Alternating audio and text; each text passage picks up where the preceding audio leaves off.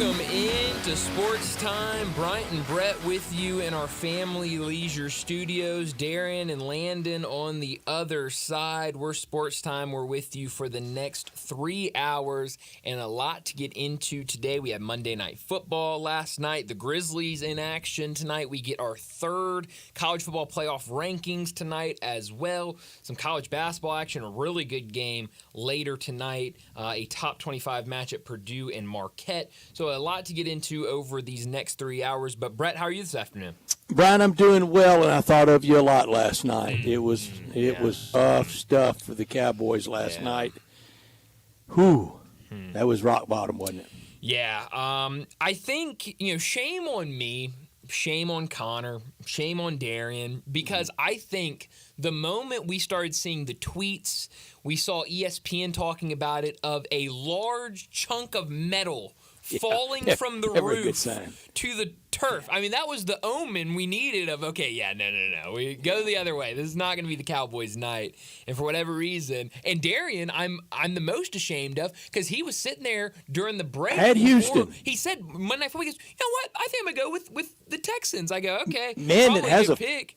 49er lid on as we speak. I just can't. I was like, I can't do that. It's a Christmas lid. It's a Christmas hat. It's a Christmas looking good. I'm sorry. I thought it was 49ers. I'm sorry. No, Cheers. no. And I've got my Christmas hat on. Check this out. It is a North Pole hockey hat. North Pole hockey. So all right. Santa, I got Christmas. Come on, Landon. We got to get in gear. Playing Christmas. Yeah, you kind of motivated us yesterday. Yeah, with all of your background. We got time. We had to have the holiday cheer. But no, I mean, Darian in 35 Christmas shopping days left. Well, yes, that is. But no, we're all trying to change the topic from Darian picking the Texans.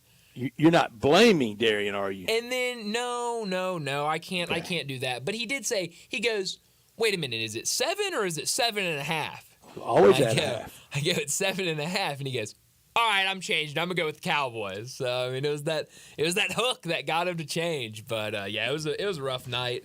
And the worst thing about everything that happened last night was this morning. I'm going through reading some articles, some stories about the game last night. Getting ready for the show, and I'm reading something, and it says, well, I mean, last night was closer for longer than I thought it would be. And I go, that's how you know the Cowboys have reached rock bottom, when it was closer than we thought it would be, and close for as long as it was last night against the Houston Texans. It was bad. The Texans are going places. The Cowboys aren't. But it's the Cowboys we're talking about. I mean, it's the Cowboys we are talking about, Brian, and that's the Cowboys that have won 5 playoff games in 28 years. Yeah, it's longer than I've been on this earth, Brett. 4 in the 21st century. Yeah. It's not good. It's not good at all. Haven't won a game at home this year. Is that right? That's right. Is that right? Like 0-5 at home. All right, I got one for you guys. You know who scored the most touchdowns this season in Cowboy Stadium, including the Cowboys? Most touchdowns in Cowboy Lamar? Stadium. Derrick Henry? The New Orleans Saints. The Cowboys have not even scored 5 touchdowns in their own stadium. Oh. Well, they said last night, and I forgot, it was like they scored a touchdown. It was like, that's the first offensive touchdown they've scored at home since week 3. It's like, whoa, what are we doing? I mean, it's ridiculous. I'm tired of talking about it. I'm tired of watching them. I'm tired of being a fan. Y'all just handed me that clear-cut win. Sure did. Completed a 4-2 week for me in the NFL. This year in the NFL, I'm 47-28. Wow. That's 626. It's really good. And now, don't look now, but Darian, we're gaining on you. Darian, for the year, college and pro, Darian's 82-66. Connor is in second at 78-70. I'm in third at 77-71. And Bryant's in fourth at 75-73. So you're right there. I guess so. Thanks for making me feel better. I don't. Darian had that hugely in the all-important points. Darian's up 7 on Connor, 11 on the two of us. You've been so good on shocks that you've made up a lot of ground. Keeps me in that way. Yeah, I guess so. 75 NFL picks this year, and I'm 626. It's crazy. It's really good. I've never had that kind of NFL year. That's really good. I mean, NFL now, I'm not is almost impossible. I'm not a real handicapper and use terms like units and the card like some punks do. But we keep up with it. I'm 626. I'd put that That's up pretty against good. somebody No, that says units. I would take it. If you wanted to sell your picks, Brett, you gotta give them away on these airwaves every Friday at 5:30. How nice is that? Whale bet. I mean, it's very nice. How nice is that? For free. I love it. No price needed. Just like this show is free every day to the great consumers we have. That's right. So no, that wasn't fun last night, but I am hoping that tonight is fun for the Grizzlies. They're back out there against the Nuggets, and we know now that Jokic will not play tonight. He was questionable. We talked about it yesterday. He will not play tonight. If maybe Grizzlies on their way to their first NBA Cup win ever. I think about a 5.5, 6-point favorite tonight against the Denver Nuggets.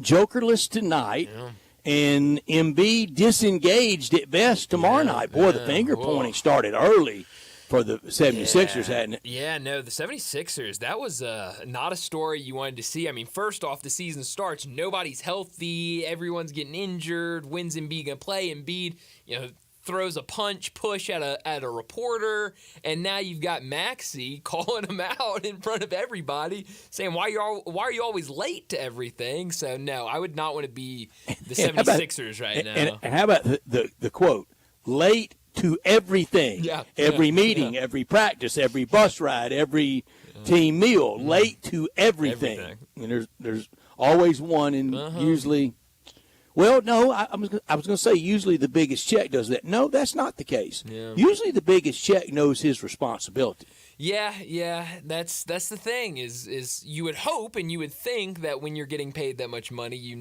hey, if I want to keep making this money, I've got to do things that will lead to this type of money, and a lot of that is doing the little things like being on time and obviously Joe Embiid is not doing that right now. Philadelphia's not close to a championship, are they? Well, that's the weird thing with Philadelphia, because when you look at them on paper, it feels like they have the talent, but it's just everything else doesn't add up to being championship quality. Could we say they're the Cowboys of the NBA? Oh, Brett. Oh, man. that was a low blow, wasn't it? Low blow. That was just so unnecessary. It was. And, that was bad. 7 minutes into the show, and I already want to walk out, Brett. I mean, thank you. Thank you for that. Philadelphia's not close. And Philadelphia doesn't have near the history of the Dallas Cowboys. No. But it is last strange. Championship 83 in the 4-4-4. Yeah, I mean, but it's strange because, like I said, they have talent, but, you look at the championship teams and that, championship mindset, doesn't feel like the 76ers are anywhere close to having a championship mindset. Who's closer, Knicks or 76ers? Oh, man. Right now, I'd probably say the Knicks. I think I would, too. I don't think it's that close. No, I mean, I wouldn't say it's head and shoulders. Closer. Yeah, I guess so. And, speaking of teams in that area, tonight we'll get Cavs versus Celtics, which will be a fantastic game. Who's closer to a championship? Oh, jeez. Memphis Grizzlies or Philadelphia? Oh, wow. That's a tough one. I would say the I would say Philadelphia because being in the West. That's true. I didn't think about that, but that's a good point. It's a little nitpicky. That is, but I mean, it's valid. I mean, in the East is a lot more open than the West. I mean, the West is, a team can be playing great and can end up as the 6th seed. I don't know that I prefer their roster over the Grizzlies. No, probably not. But yeah, I would take the East any day over any team in the West. Yeah. Every single day. But unfortunately, and you know who goes out there tonight in the Cup? Undefeated. That's Cleveland. Right. That's right. Cleveland versus Boston. That's gonna 3-loss Boston. Yeah, it's gonna be a heck of a game, and I think right now Boston. A 5-point favorite, 5.5-point favorite at home, and 6-point favorite at home. The Boston Celtics are, and we'll see. I mean, the top two offenses in the NBA right now. Cleveland, best 3-point percentage in the NBA, and I think most points per game. Both those teams top two in the league. So that's going to be a heck of a game on TNT tonight. This from Daniel Roberts on Twitter at ReadDanWright. At Fortune magazine, and he tweeted, The NBA ratings down 3% this year on TNT, down 28% on ESPN. Wow. This is all through November 14th. That's last Thursday night. He reports, Shaq says it's too much three-point shooting. Adam Silver says it was the World Series and the election. He says, Daniel Roberts says, not enough storylines so far this season, but significant ratings dropped through about the first month. Adam Silver saying it was the World Series. Yeah, I saw that. I saw that quote earlier, and I just didn't really know what to think about it because it's just such a weird thing to say. Would you ever get them to admit what it is? No. It's college football. It is, but and they just can't do it. Again, they're head over heels over $1.5 million for one of those feature TBS Thursday 6 o'clock, 9 o'clock games. Again, that's game day. That's right. Yeah. On a Saturday, Georgia and Tennessee, $10 million. That's the NBA Finals. Yeah. And it was recognized a few years ago by the general manager of the Atlanta Hawks that said, we got to do something with this schedule and get off of college football. He didn't say get away from the NFL. In Atlanta, he said we've got to get removed from college football. It's killing us. Yeah. And Atlanta, as big as it is, as diverse as it is, with everything and everybody from around the country there, you know it is when you scratch deep. It's a college football town. Yep. Ask Chuck Oliver, who kills it in everything there, doing one subject, 365, college football.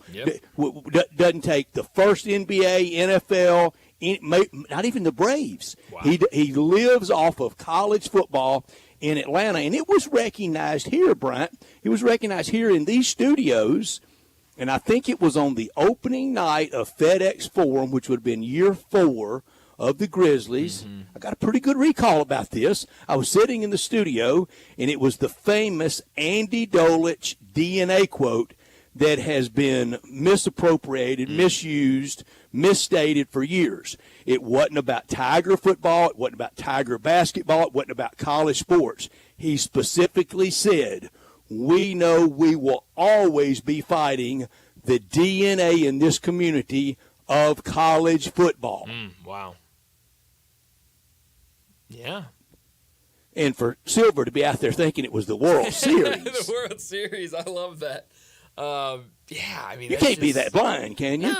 No. But, I mean, I don't know. I guess it's just something you can throw out there. I mean, I guess it's very easy to say, well, when you've got the two biggest brands in baseball, the Yankees and the Dodgers, and then you've got the election and everything that goes along with that, well, of course that's why ratings were down. But it's just it's a crazy thing to say, I think. I mean, and Adam Silver and what he gets with one of his carriers, his primary carrier, ESPN, where his games are for the NBA Finals, except for a segment here and there, and then, of course, when you get to the weekend, game day and the games, you turn on Mike Greenberg's show, you turn on Stephen A. Smith's show, you turn on Afternoon Sports Center, and it's nonstop with the NBA. It's NBA, and college is just like a throw-in. Yeah, no, it is. It's super heavy. College is almost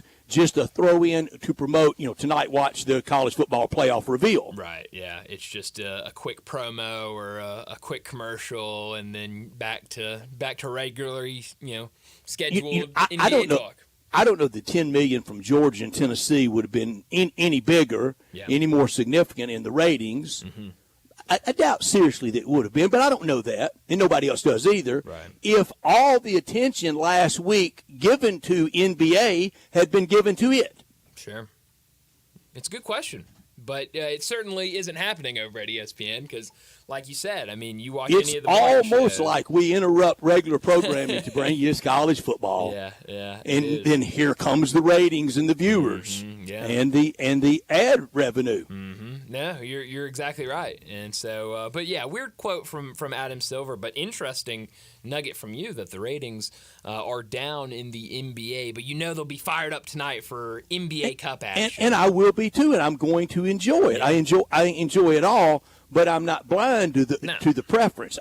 I know what butters our bread, and I know what butters ESPN's. Yeah, 100%. But we got a busy show today. A lot of really good guests as always. But let me set up today's show before we get to top and not top story of the day. 3:30, Matt Infield from Action News 5. He'll join us. We'll talk Tigers with him. We got to recap Senior Day for Tiger football as they're off this weekend as they prepare for their final regular season game against Tulane. We'll also talk Tiger basketball as Thursday night they'll be in San Francisco to play the University of San Francisco. They're playing at the Chase Center. But then after that, they'll be on their way to Maui. 3:45, we'll talk Grizzlies as another big game tonight against Denver.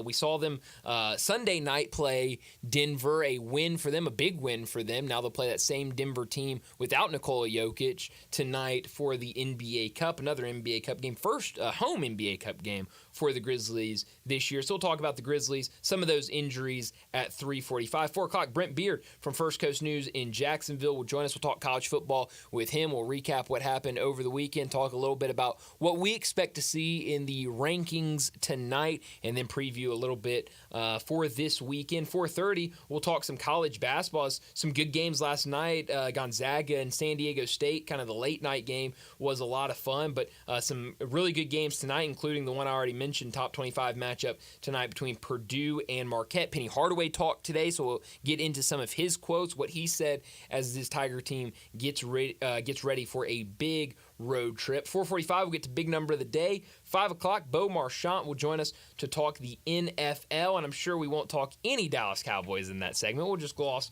right over them and get to Steelers winning a game, not scoring a touchdown. Crazy over the Baltimore. That was a wild game. It was a fun game to watch. So we'll definitely get into that and everything that happened over the weekend in the NFL. 5:30, we'll get to what's trending, and then at 5:45, we'll wrap up today's show like we always do with Crunch Time. Let me remind you, we're in our Family Leisure Studios where family and fun come together. Get over there for the Ultimate Game Room and Fall Sale. Complete the Ultimate Game Room with a new pool table, a shuffleboard, or an arcade game. Help them clear out their overstock of theater seating. It's all priced to move. It's also perfect fire pit weather, and all fire pits at Family Leisure are 20 to 30% off. And don't forget about the spas. Spas up to $1,500 off of those in-stock spas, and they're also ready for delivery. So head over to Family Leisure, 2120 Witten Road, just north of I-40.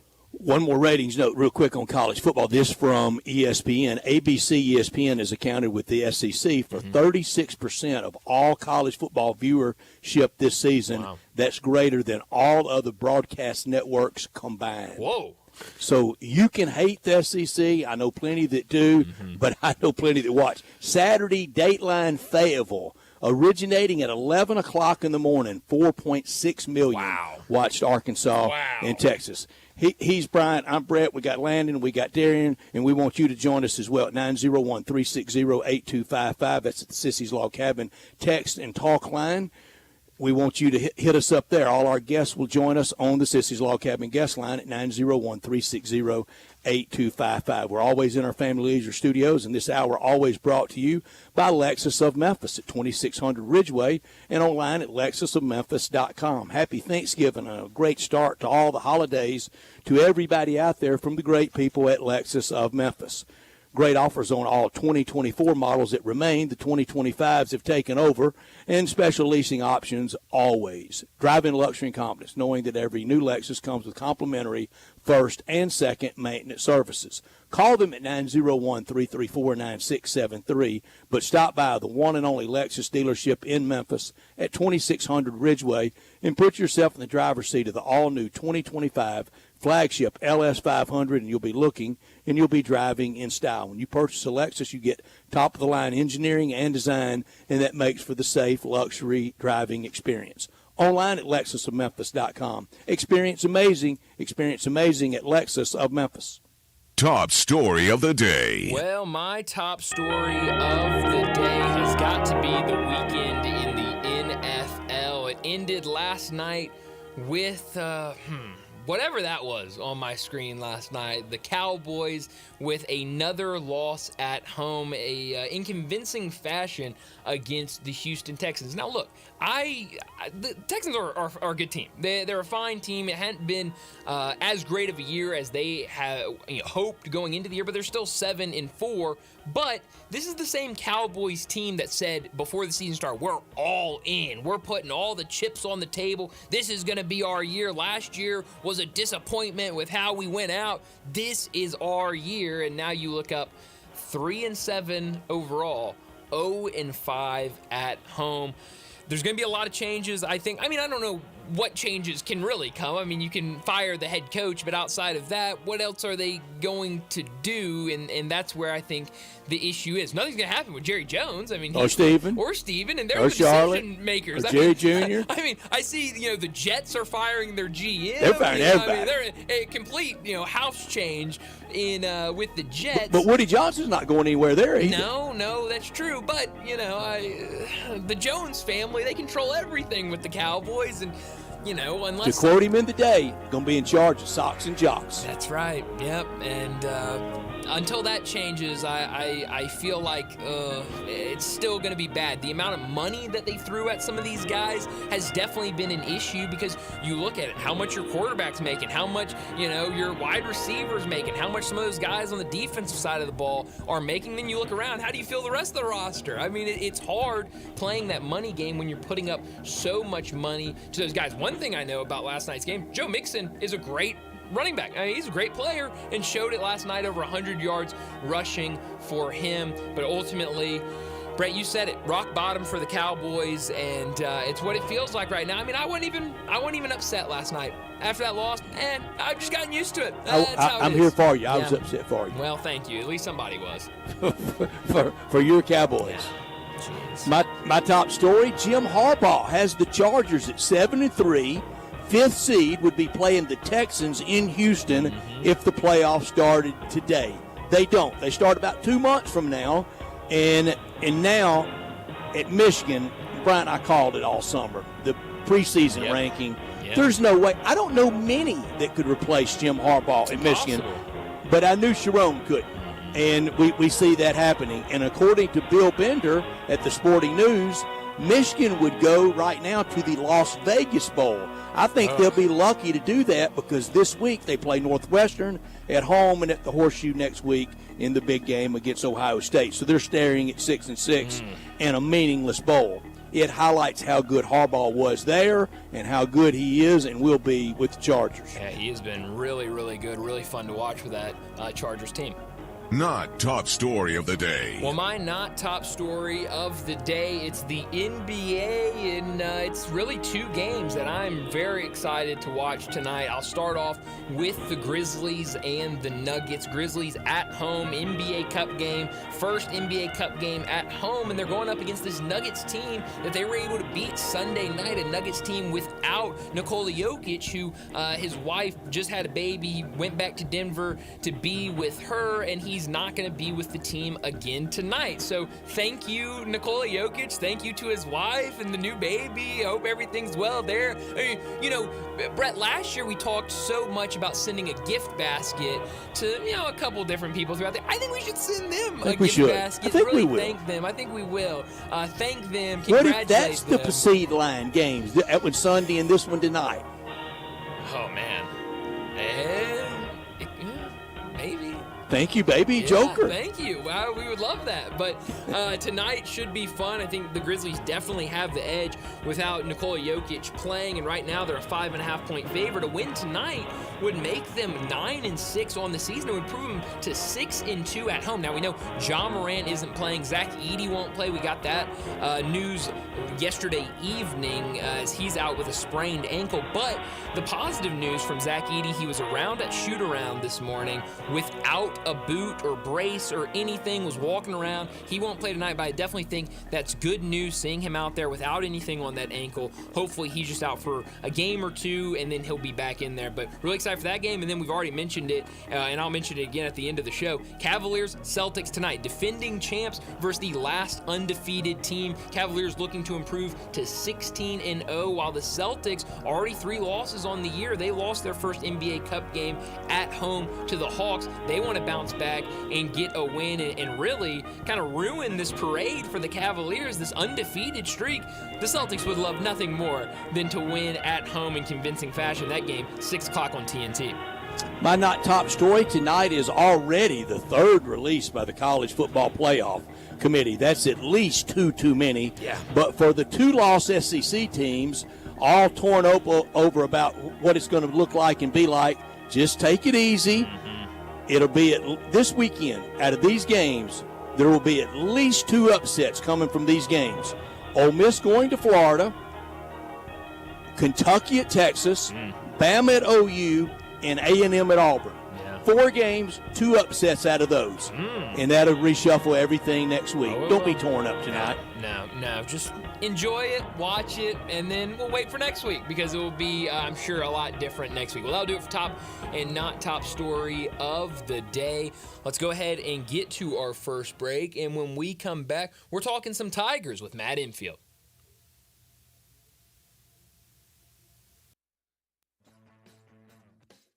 Join the voice of the Tigers, Dave Woloshin, for Wolo and Friends. Weekday mornings from 10 to 11, here on Sports 56 and 98.5 FM.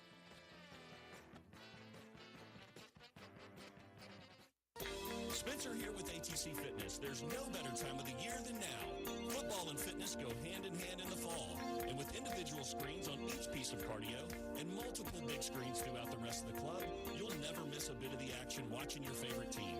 ATC Fitness continues to be the Mid-South's choice for fitness, family-owned for 30 years, and proud supporters of Coach Silverfield and the Memphis Tigers. Join online at atcfitness.com. ATC Fitness. Exercise your right to look good.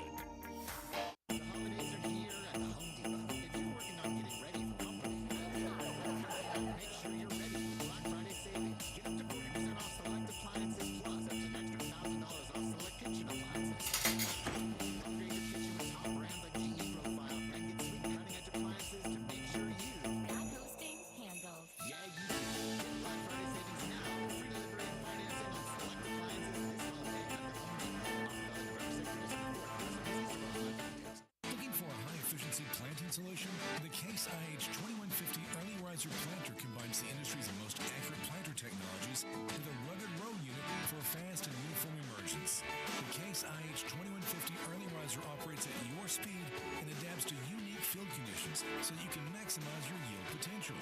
Stop in or call Mid-South Ag Equipment at 662-890-3141 to learn more. That's Mid-South Ag, your Case IH Equipment headquarters.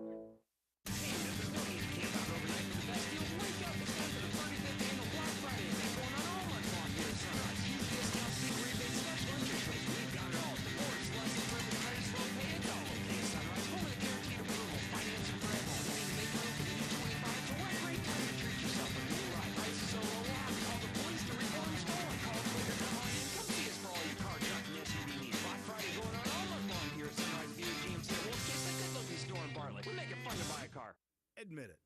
When you start thinking about tastes of Memphis, you think treats, sweets. You think Dinstall's. For 122 years now. What is that, 5 generations? When people wanted something to bring to a party that will just make everybody happy, they bring out Dinstall's. 122 years of cashew crunch, of heavenly hash, of turtlettes, of their award-winning fudge. That's worldwide. It's known that well. Then there's the milk chocolate. It all starts there. There's the double-dip peanuts. And then every fall, those famous chocolate-covered strawberries with that fondant. And they won't tell you what's in the fondant, but it makes it oh so special. And easy to get to. 5 locations. There's where they make the candies in Pleasant View. There's Germantown. There's Collierville. There's even one downtown. And in my neck of the woods in Laurelwood. You know what? 122 years made in Memphis and enjoyed by the whole world. Dinstall's.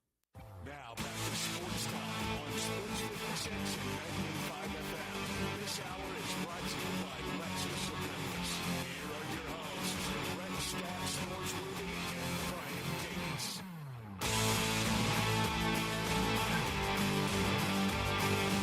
Welcome back into Sports Time. Bryant and Brett with you in our Family Leisure Studios. Joining us now to talk some Tigers, Matt Infield from Action News 5. He joins us now. Matt, thanks so much for joining us. Got to talk a lot of Tigers, football and basketball, but I want to start with the football team. It was senior night, Saturday night against UAB. They get the big win over the Blazers, but I want to start off, what was it like with those seniors being announced, with that great group of seniors? We talk about, all of the Memphians in that group, and the quarterback Seth Hennigan, who's been the 4-year starter. What was the environment? What was the atmosphere like in Simmons Bank Liberty Stadium when those guys were announced?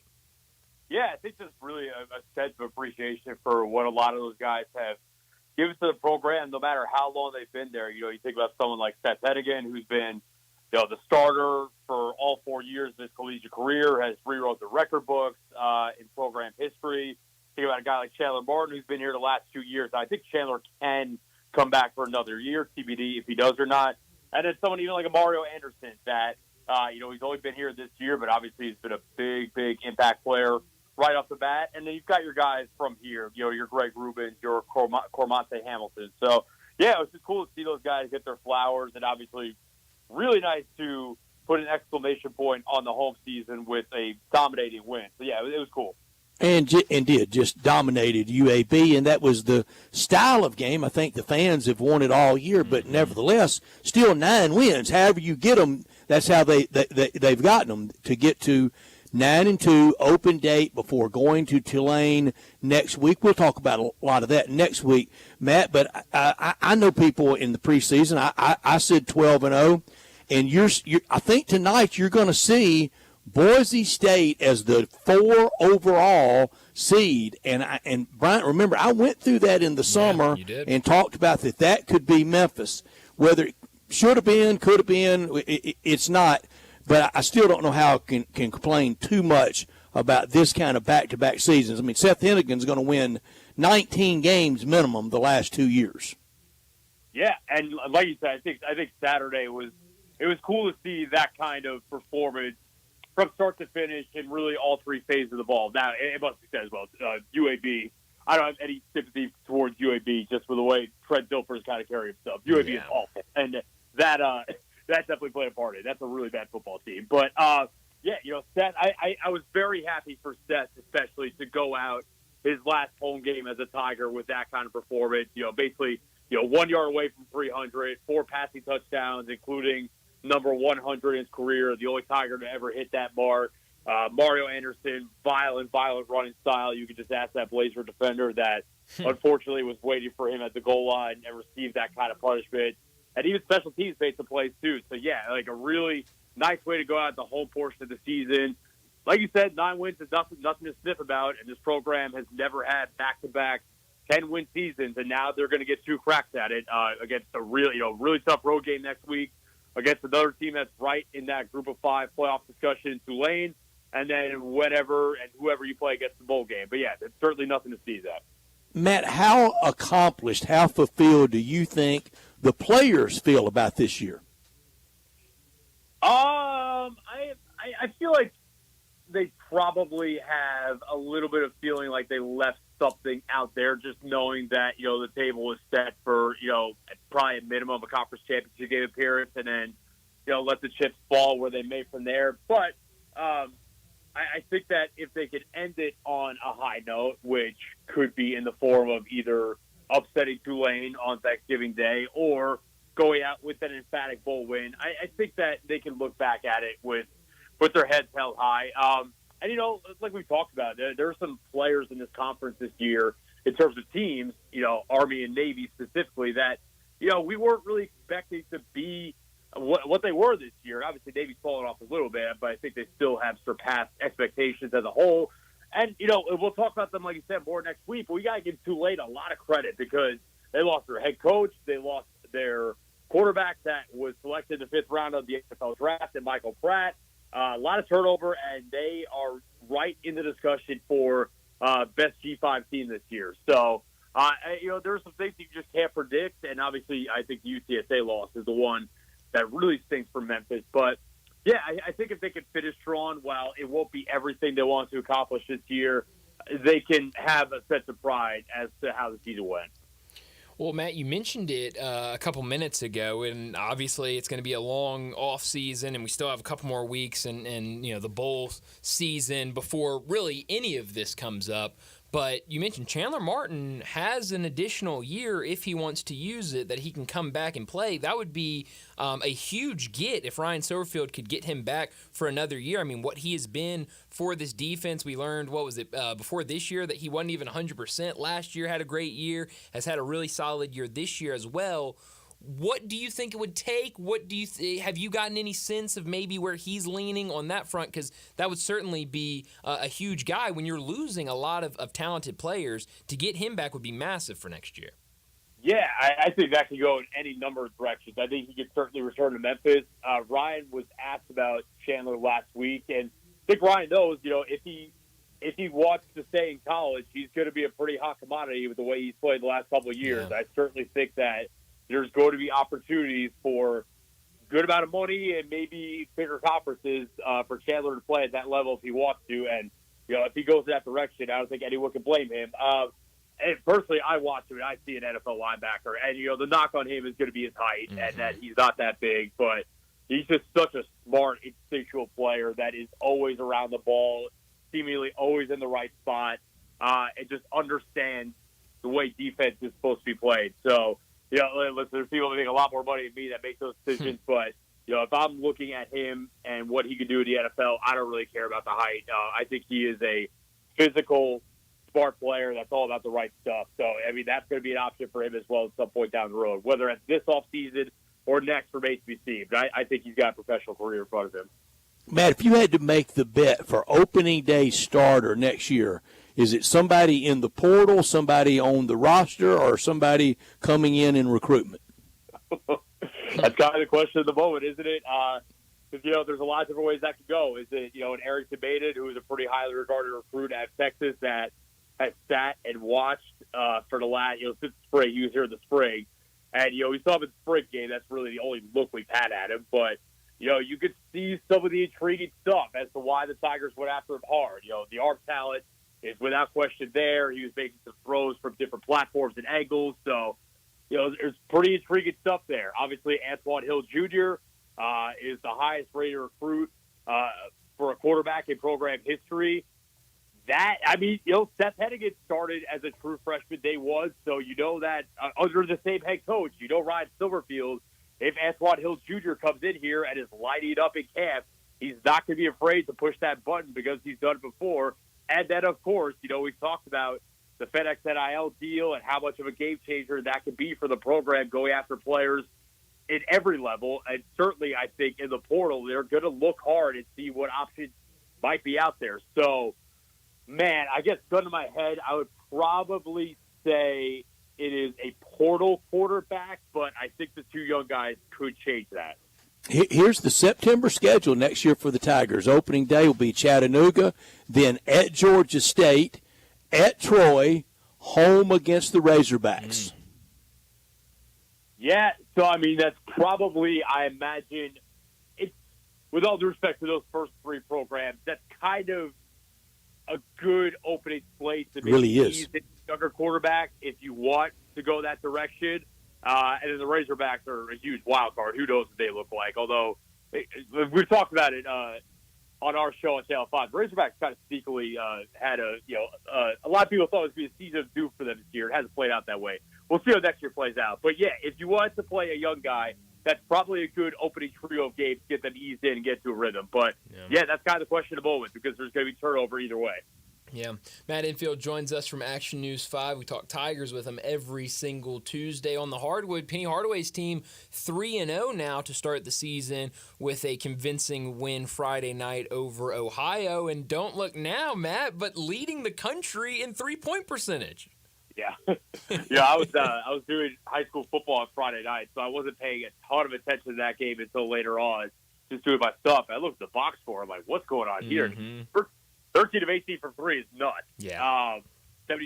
And a little teaser, we actually shot the first episode of the Penny Hardaway show of the season yesterday, so catch that Sunday night on Action News 5. But, yeah, Penny's pretty adamant that they work on their shooting a ton, so he's not totally surprised by this. I don't think they're going to shoot 49% from 3 or anywhere close to it the rest of the year, but even if it's an upgrade over the last couple of years where some of those teams could be really, really streaky from the three-point line, especially I'm thinking back 2 years ago, that's another dimension that maybe we weren't counting on, and that honestly looked like it could have been potentially a fatal flaw for this team after the 2 exhibition games against North Carolina and Alabama. But, if they're even an above-average three-point shooting team with some of the other things we've discussed, then, yeah, I think that's a big boost for them.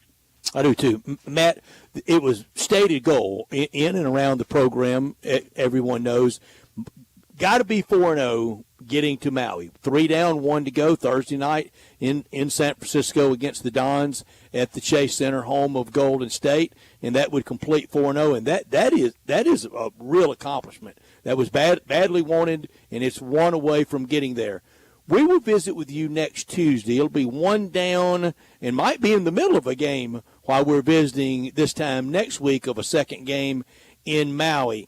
4-0 before you get to Maui. I say, and I'm not trying to lower any bar, or sure not trying to dampen expectations. Just come home from Maui without the bagel. Win a game. 1 and 2 is fine by me. Yeah, I think back to last year in the battle for Atlantis. Obviously Atlantis last year, they played some good teams. They didn't play a team the caliber of UConn, which is what they're going to open with in Maui. And if the Tigers lose that game, there should be zero reason for panic. But even Maui last year, Atlantis last year, they beat Michigan and they beat Arkansas, and then they just got absolutely trounced by Villanova in their last game. But I think most people left that tournament saying, okay, mission accomplished. You beat a couple of good teams. You lost the last one to a team that's been there, done that. It happened. Now, obviously, that didn't necessarily carry over to the rest of the season, but I'm with you. I think you want to show that you can compete with a team the caliber of UConn, and then from there, the bracket's tough, but I think you want to show that you can win at least a game there, if not 2. Mm-hmm. Penny Hardaway spoke to the media today, said that P.J. Haggerty and Tyrese Hunter aren't practicing. Big deal, little deal, no deal. It was kind of the same thing last week, and both guys looked fantastic against Ohio. What do you make of this? Yeah, I mean, based off that, no deal at all, because they didn't practice at all last week, and they were each 4 of 5 from 3 and scored 20-plus points. So if that's the formula, and I do think that he is going to be cautious with guys that are nicked up this year, because at the moment they are really thin, and they're playing basically an 8-man rotation. So they can't really afford to have to push guys who are even a little bit hurt, and then all of a sudden they're missing games and whatnot. So I would say no deal, and if they can replicate what they did last Friday against Ohio, on Thursday night against San Francisco, I think that we don't have to worry about how much they practice the rest of the season, honestly. Yeah. Well, Matt, as always, thanks so much for joining us, and we'll talk to you again next week. All right, guys. Have a good one. See you next time. Thanks, Matt. Thank you, Matt, so much. Matt Infield with us from Action News 5 on our Sissy's Log Cabin guest line on all things Tigers, basketball, and football. And, Bryant, this time next week we will be in the middle, we sure will, probably maybe, of Game 2. Yeah, no, we will. That's the crazy thing. I guess I knew how early Maui was next week, but I guess I didn't really realize it until today. I was just kind of going through and looking. I was like, holy cow, next Monday, 1:30, Memphis and UConn. I got to get a better handle on the rest of the bracket. I know the first day well, but all the possibilities. Yeah. And then you want something that's mind-blowing. Look at the Big Ten and the SEC tiebreakers. The Big Ten today really kind of eureka moment, realized that Oregon's already wrapped up. That's great. And that's not a slight at them. No.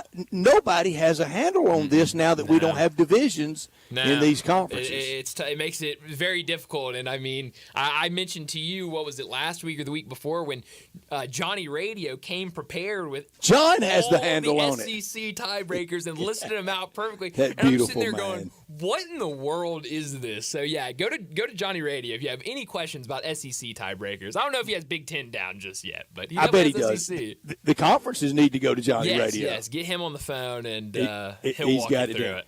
I know who's got it down for all the upcoming events we're going to have around the holidays, and that's Jason's Deli with their catering. And whatever meal it is, breakfast, lunch, dinner, any occasion, whatever group, 5 or 5,000, they're ready for your group.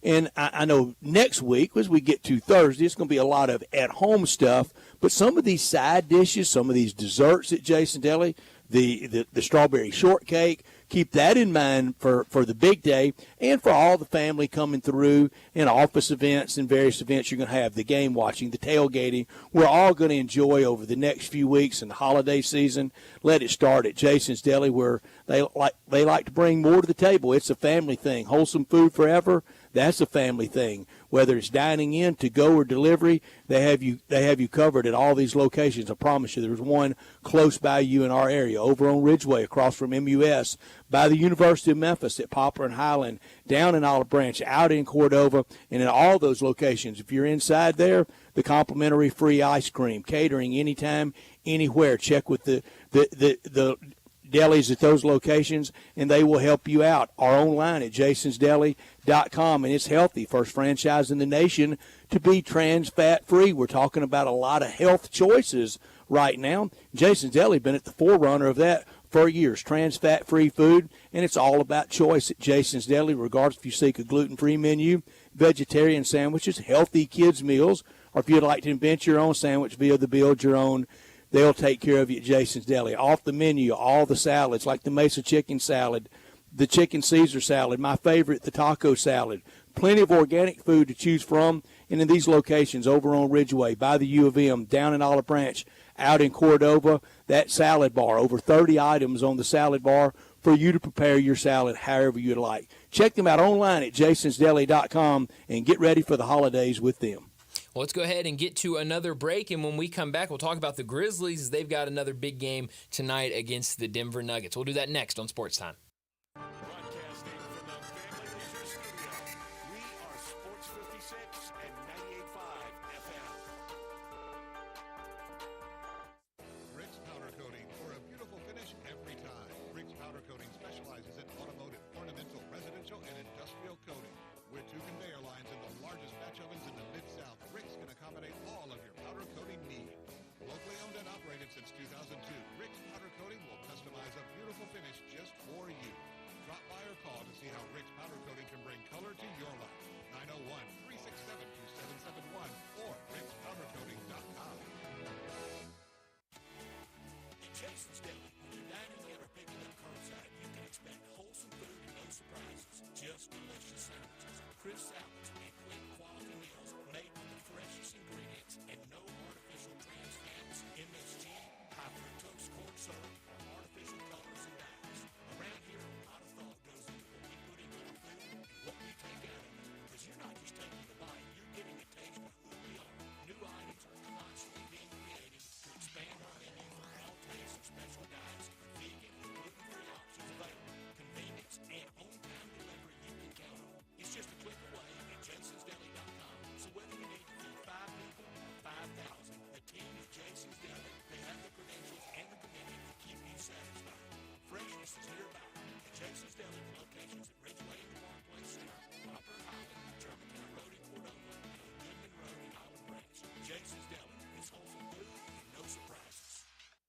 Getting engaged soon?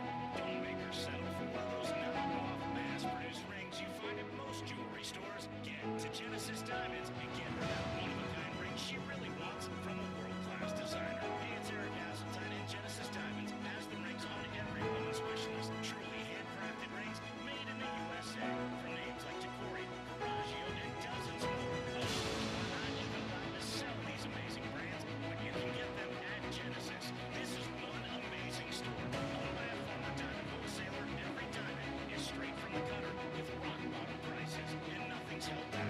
We'll show you the inside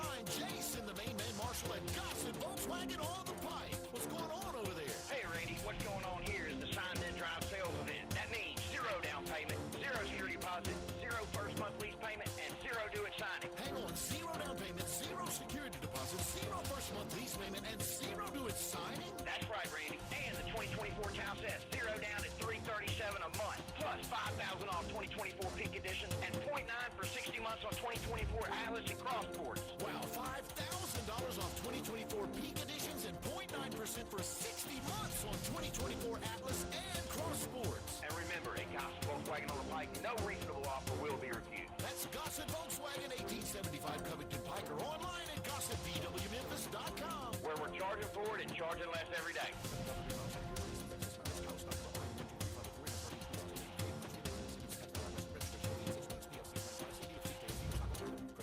Now back to Sports Time on Sports 56 and 98.5 FM. This hour is brought to you by Lexus of Memphis.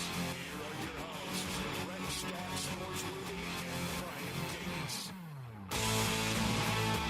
Well, the Grizzlies back in action tonight. The last time we saw the Grizzlies, they were rocking the Memphis Sound jerseys. But tonight, I believe they'll be in their regular uniforms, but it'll be a different court, NBA Cup court. First time we see that this year, but they'll be in action against that same team they beat Sunday night. And will look the exact same because Nikola Jokic not returning for this game after his wife had their baby earlier over the weekend. So it will be the jokerless Nuggets tonight against the Grizzlies, and I think another great opportunity for them. And that was one of the bigger reasons to break those out on Sunday because this was against an old ABA team, the Denver Nuggets. They made it through in the merger, and Memphis did not. Memphis didn't have a team the year before went into the merger. But tonight can be really historic. Taylor Jenkins with a win tonight, all-time winning as head coach in Grizzlies history, passing the train Lionel Hollins, and he's going to pass him at some point. But to get it tonight without Jokic, got to get these two. Got Sunday, get tonight, and that kind of takes back the Brooklyn math.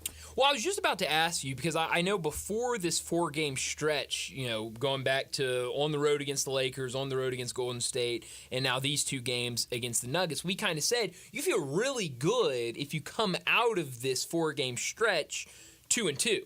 And now the Grizzlies have an opportunity to do that tonight against the Nuggets, but it's 2 games against the Nuggets without Nikola Jokic. I guess you take it whatever way it comes on the when you look at the standings and the records, it's going to look the same whether Jokic was playing or not. It's a win's a win. It's the old golf term. You don't draw pictures. You just write down a score. I love it. Take that win tonight and run with it. And then that will be the end of Denver coming through here this year.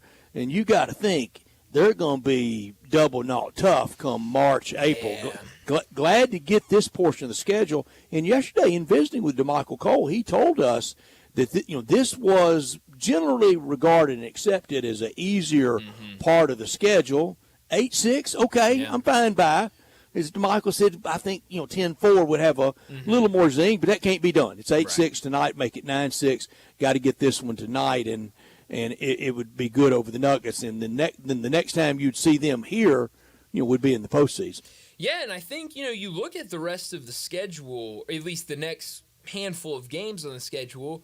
I think all very winnable. You've got Philadelphia, and right now, I mean, what is Philadelphia? It sounds like they've got some issues behind the scenes in the locker room. On the road against Chicago, you want that revenge for when Chicago came to Memphis and beat you here. Portland, you already handled Portland. That game will also be at home. And then home against Detroit before you have a game against really New Orleans. So I mean, it's a good-looking schedule coming up after you get through tonight's game. Yeah, can really feast. And Sunday showed can win, kind of in a couple of different ways. First time to win all year when scoring 110 points for the Grizzlies. Wow. Is that right? I got it from the game notes, so I know it's true. The handy-dandy game notes. You can never go wrong with them. But, no, I mean, yeah, I think they showed, a little more of their versatility and, how they can win I'm games. A game note devotee. Oh, you love game notes. I love game notes as well, but you're way more into the game notes I wish am. Somewhere, and I bet they haven't, I just don't know it, I wish somewhere at an NBA site you could go to it like you can collegepressbox.com for all where it's where everything's at one spot. Yeah, well, that would be nice. Yeah, instead of having to wade through before, team sites. Yeah, that would make it a lot easier. we didn't get to talk much Because yesterday. while I like them, I'm also lazy. Well, and it's a lot of time when you have to go to each individual team side and try to find it, and then you get. And some to do it. a really good job of hiding the game notes. Oh, yes, they do. They absolutely. Some college basketball teams do Brett. it. Man. I know they want to have video, and I know they want to have a lot of TikTok up there. Just keep the old game notes easily accessible, please. No, some of them you have to go on a wild goose chase to find. I know that for sure. But we didn't get to talk much yesterday, and probably the last thing before we get to a break here. We didn't get to talk much about the Zach Edey news that came out yesterday. It kind of came out right towards the end of our conversation with DeMichael Cole. Sprained ankle. I mentioned it earlier. He was at shoot-around today. No brace, no boot, I don't nothing. think any news. Okay, so with this ankle, do you think anything of concern there? I mean, we've now seen him injured a couple times. I'm not, and again, this is not really a criticism. Just the front office has asked for this dubiousness, this skepticism from everybody over any injury with how they've handled other injuries. They're not changing that, okay? They're just not. They are who they are. At this point, it's not going to be more rather than less. It's going to be even less and even less and even less. So we'll all know about the same time. Yeah. And so hopefully with street clothes, not a good sign. Not a good sign. But hopefully no boot, no brace. Crutches, we like freak that. out. Yes, we absolutely do. But hopefully on Zach Edey, this is just a minor sprain, and hopefully he's only out a couple games and is able to be back. See, this is an instance where I think somebody front office or maybe even they give it to media relations, not playing favorites. Pick whoever you want to have the news, whether it's Grind City Media and their representatives, or if it's their home originating radio station and their representatives, or the big guys, Drew or DeMichael or anybody around town, Chris Harrington, columnists, whatever. Let them know. Hey, no biggie with Zach. Get that out there. Yeah, no, that'd be great. And you just mentioned it. I mean, they have a whole media company in the same building as them. That we would all know within 10 minutes after one of them let it fly. Yes, and so I don't know. And then why... we wouldn't be apprehensive. Exactly. We wouldn't be in this eggshell existence that we constantly are in, whether it's Hangnail or Steven Adams out for the year. Yeah. And so I wish they would use Grind City Media a little more, especially with stuff like this, and kind of take some of that anxiety away from the fan base when it comes to injuries. But it's how much we care. It definitely is. And this community is invested in this team. Very invested. And making a really big investment, community and state. They absolutely are. So, now we'll see. But tonight should be a fun game between the Grizzlies and the Nuggets. That game, a 7 p.m. start tonight on FanDuel Sports Network. So that will be fun to watch. But let's go ahead and wrap up our first hour and get to a break. When we come back, talking some college football with Brent Beard from First Coast News in Jacksonville.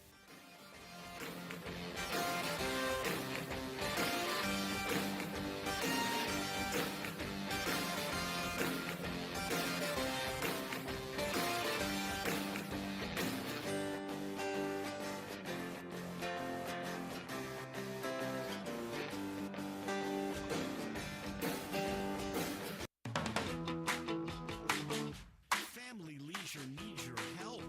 Family Leisure has inventory they've got to move because you know what season is coming up. So why wait? You can complete your ultimate game room with a new pool table, a new shuffleboard, new arcade games, or just get all of them. Tons and tons of theater seating, overstocked and priced to move. 'Tis the season for fire pits, and all fire pits at Family Leisure are 20 to 30% off. You say you didn't get a spa this year? Well, say no more. Spas are in stock and they're ready for delivery and up to $1,500 off. These are just a few of the deals happening right now for a very limited time. So come on, check out their gigantic showroom. You never know what kind of deal you're going to find at Family Leisure, Whitten Road at I-40, where family and fun come together. Indulge yourself or your loved ones this season with a trip to Sissy's Log Cabin. Here, you can shop our expansive selection of designer brands, one-of-a-kind jewelry, and spectacular statement pieces, all while enjoying the Sissy's promise of unmatched quality, service,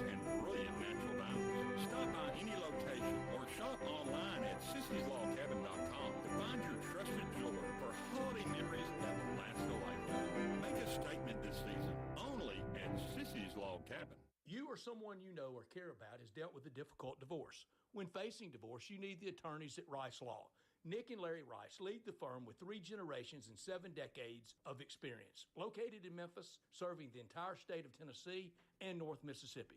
Rice Law is who you need to call. Simple or difficult divorce, they know how to handle it. Call Rice Law at 901-526-6701, or for more information, visit them at aboutdivorce.com. That's aboutdivorce.com.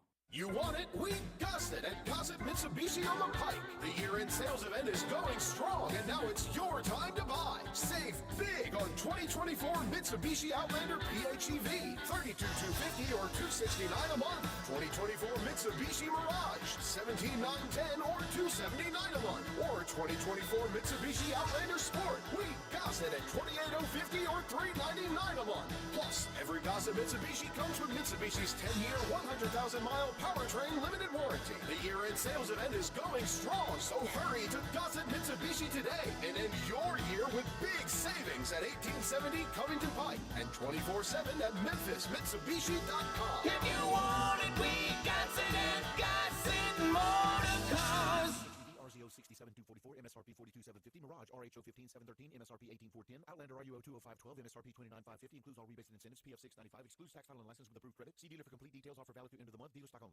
We are Sports 56, WHBQ Memphis, and W253DF Memphis with John Harden. Weekdays from 11 to 1.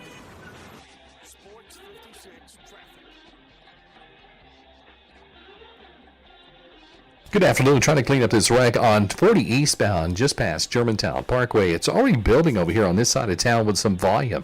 Again, trying to clean up the paperwork on this wreck. Everybody's looking at it as they drive by. 40 eastbound at Germantown Parkway. It's picked up with more volume in the last few minutes. Trying to get out of Midtown, right on schedule actually. 240 south here at South Parkway down to Norris. Shop now. Save during this holiday season at Weimer's Jewelry, located 7525 Highway 64. I'm Commander Chuck with your on-time traffic. College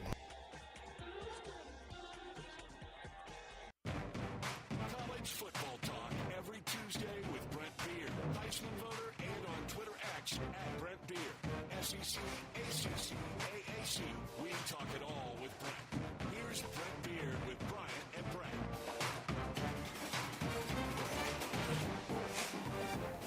Brent Beer joins us now to talk some college football from First Coast News in Jacksonville. Brent, thanks so much for joining us. I want to start with the big game from last week.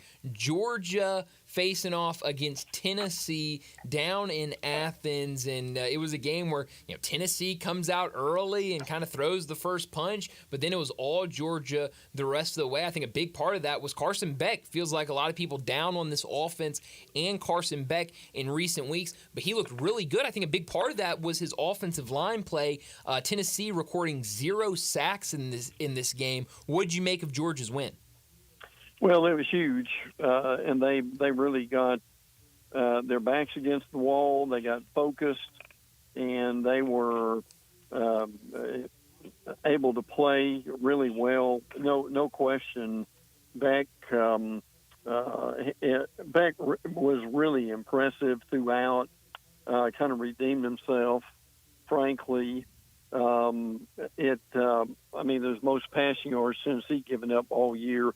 The offensive line was better. There's no doubt about that. Not allowing a sack was really important. Now, Beck got going early.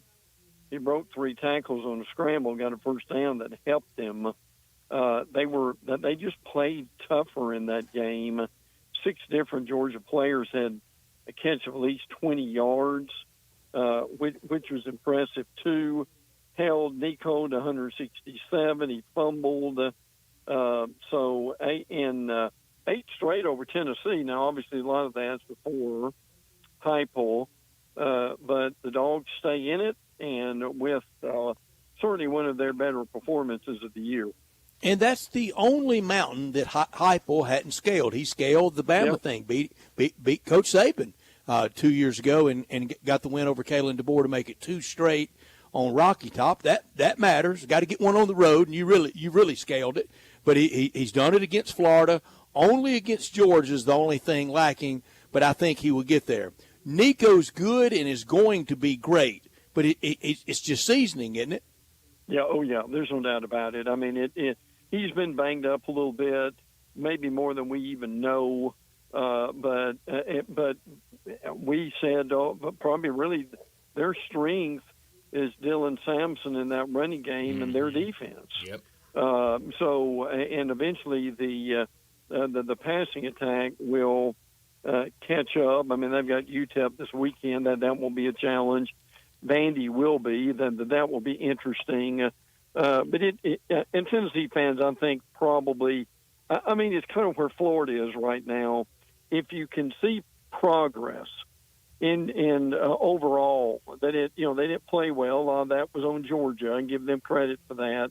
But if your team is at least playing for an SEC championship as far as throughout the year, I think they can be happy about that and be patient with him. Yeah, it sounds like Florida has stated they're staying with Billy Napier. I think Arkansas is going to stay with Sam Pittman. There probably won't be a coach fired. It will make this time next year a real merry-go-round because both of those coaches will have to do well. Do you think Mark Stoops could make a retirement announcement? And if they do, I think they hire John Summerall, that your brother Brett knows very well. They hire him quickly, don't they? Yeah, I wouldn't waste a minute without doing that. Summerall is really impressive. Done a great job everywhere he's gone. Think he would fit really well. And I'll be honest with you, Brett. I like Stoops. I like what he's done. I mean, he has recruited Ohio. They haven't been great offensively, but they've been tough-minded. They've had a good defense. Usually, I mean, they do have some.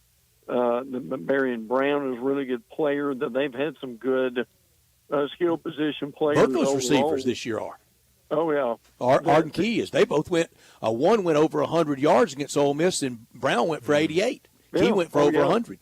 Yeah, no doubt, and they're really good players. And listen, if I don't think they would fire Stoops. I mean, he has been steady.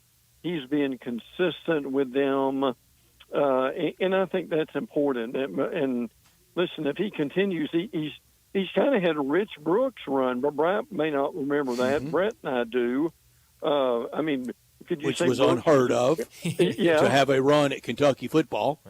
And he certainly did. You know, was it Spurrier like or something like that? No, but for Kentucky football, they were in a consistent bowl game, and they were always a tough out. They were. Sam Pittman looks like he is going to stay at Arkansas for sure if they beat Louisiana Tech and become bowl eligible. I had them 6-6 preseason. They beat Louisiana Tech, lose to Mizzou. It's 6-6. But at some point, both for all these, like I said, in a year, for Oklahoma, for Arkansas, for Auburn, maybe a year from now, definitely for Florida. We got to quit being content with showing glimmers of hope, don't we? Well, at some point, what a lot of people would say is we got to quit being content with mediocrity. And frankly, lowering a bar. That's what we've done in Florida. No doubt. We've gotten comfortable with, now 6 or 7 or 8's okay. This would amaze you guys that there are people who are Gator fans. And by the way, I'm down here in St. Augustine about to talk to the St. Augustine Gator Club. Yeah.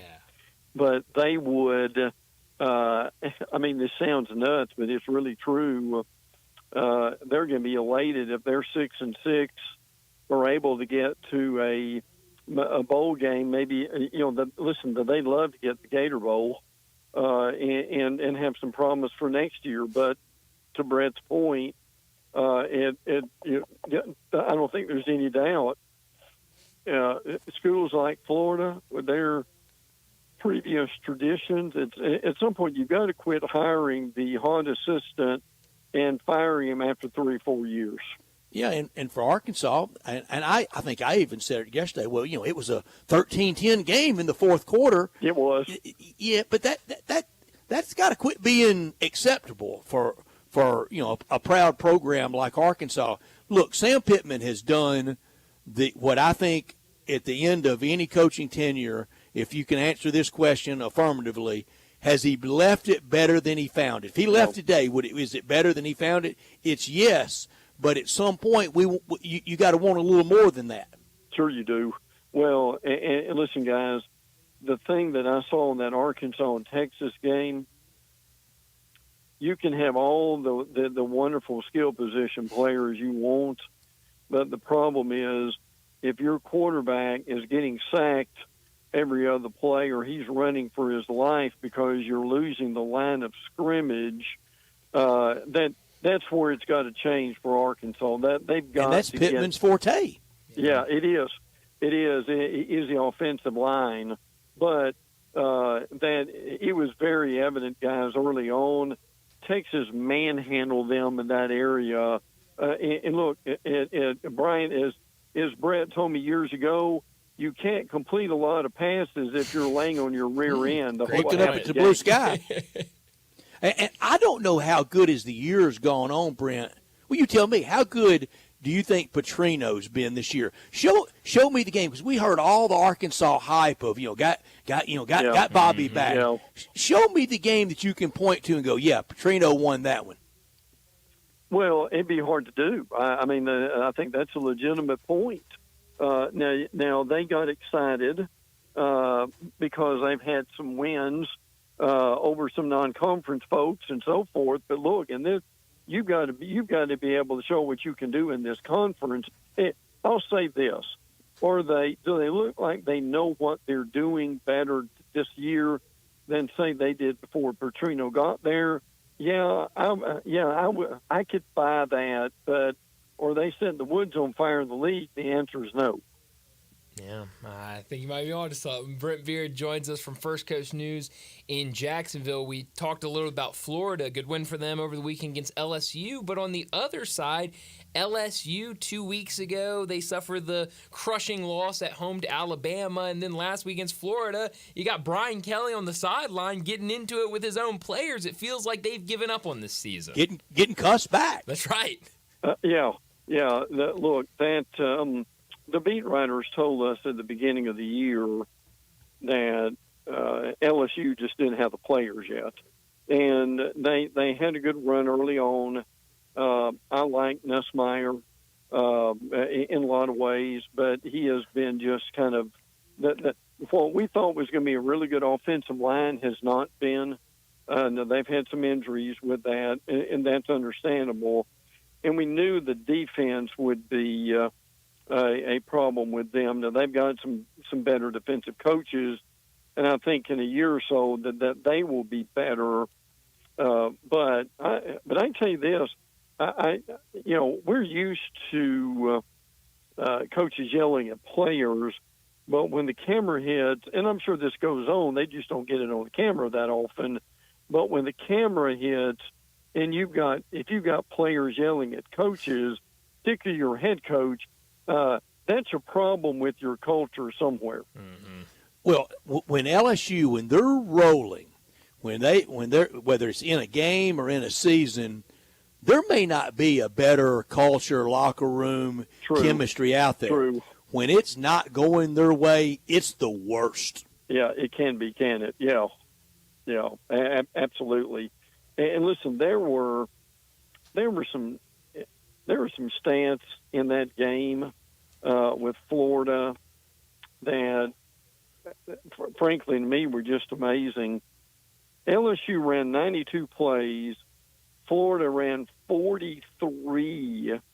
A few of those were kneel downs toward the end of the game, and they won by double digits. Now, listen, there are, Brian, this is another thing that when you follow college football, frankly, almost any football, when you've got triple the amount of plays, usually that team's going to win. Yeah. That didn't happen.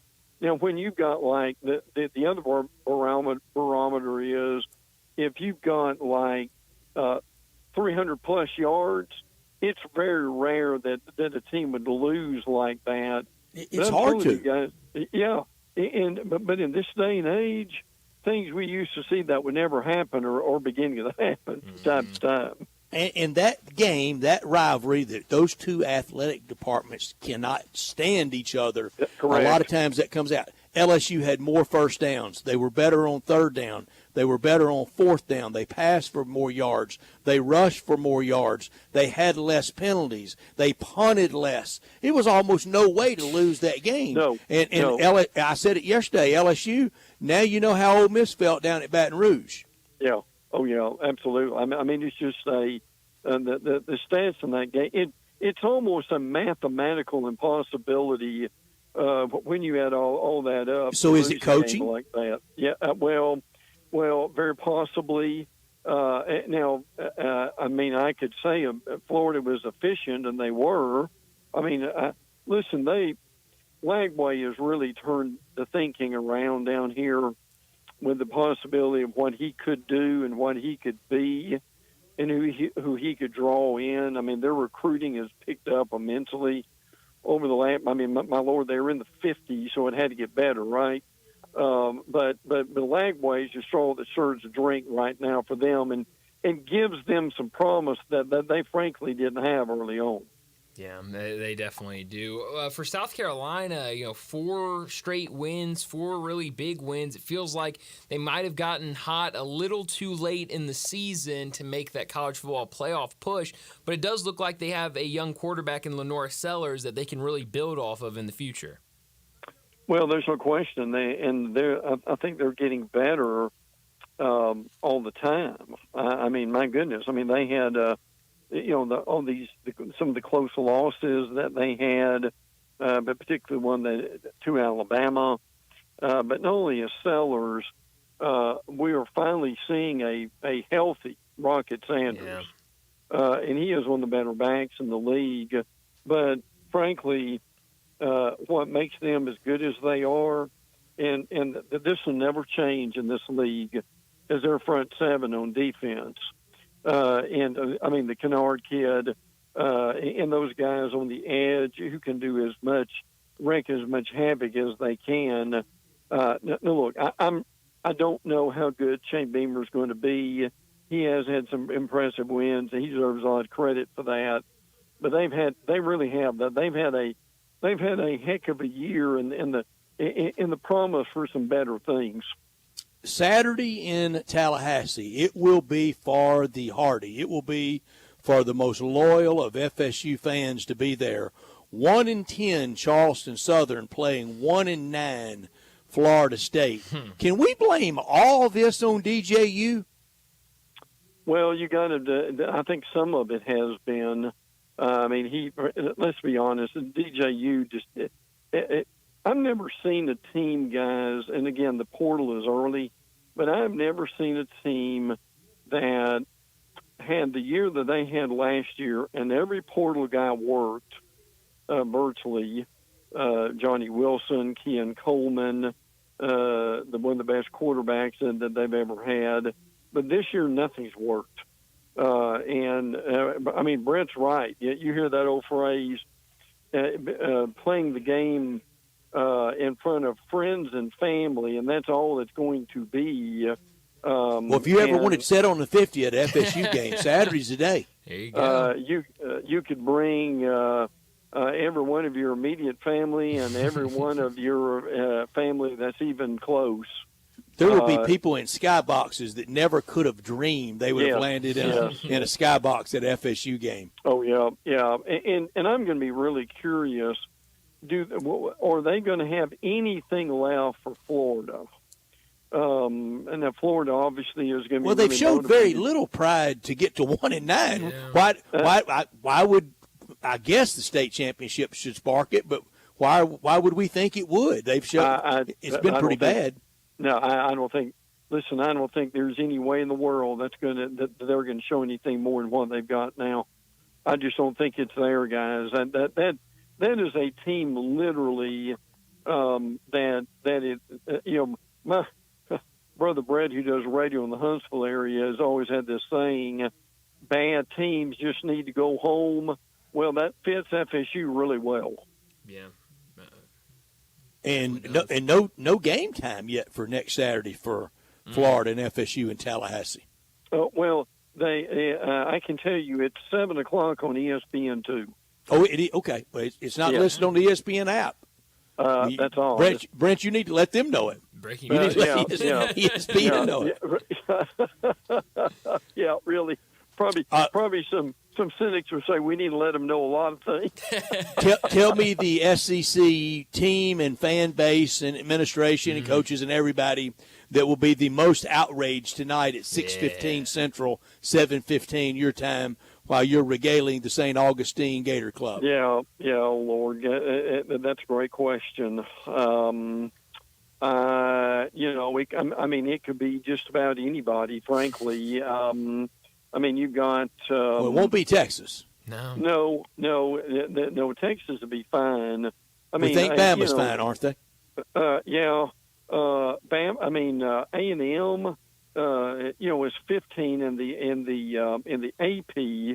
And I know they're not always exact, but they're close enough. What I want to hear answered tonight, and I hope they ask, is, okay, you're good enough to get into your conference championship game. We know what's going to happen if you win it. And what happens if you lose it? And you've had a tremendous year, and that gives you 3 losses. Does that mean you'll still get in? That's a question I've heard this week more than I've heard any. What did you think of Lane Kiffin's comments? And I want people to realize what he said. He didn't say he said he had heard from other coaches. He never expressed his opinion on it. He said he had heard from other coaches that they don't want to be in that game. He didn't say, I don't want to be in that game. Yeah, right. Correct. Oh, yeah. And I think he's heard from a lot of them, frankly. And look, well, I know the text chain he's on. He's heard from a lot of them. Oh, yes, I'm sure he has. Now, look, there's still something valuable about winning a conference championship. Darn right. Being champion of the SEC. And you listen, you get a ring for that thing, and it means something to be the best team in the best league. But that's something that's got to be, and I don't know what they do yet, but that's going to be dealt with, and because there's no way in the world, and I'm sure Sankey didn't want to hear that from these coaches. No, because they're down on that field, pridefully accepting that championship trophy from him. Mm-hmm. No question. Yeah. And what Sankey also knows, we all know too, they get an amazing amount of money from that game. It's not the line item it was originally because the money went so crazy everywhere else. Yeah, but it matters. Sure, it does. But Brent, isn't this something? The past really is prologue. This sounds like year one of the SEC championship game, and Gene Stallings was just mad as he could be. He had to be in that game because any other system, he was direct into the national championship, and in Florida, and your good friend Shane Matthews almost derailed it. Yeah, he sure did. Yeah. And I remember being in that game and it being about 30 degrees with about a 30-mile-an-hour wind. Boy, it was cold. There's no way Brett, it would be hard to describe how cold that was to Brian on that night. It was the Grantland Rice lead on a cold, gray day. Yeah. Oh, yeah, absolutely. That's Lord. great.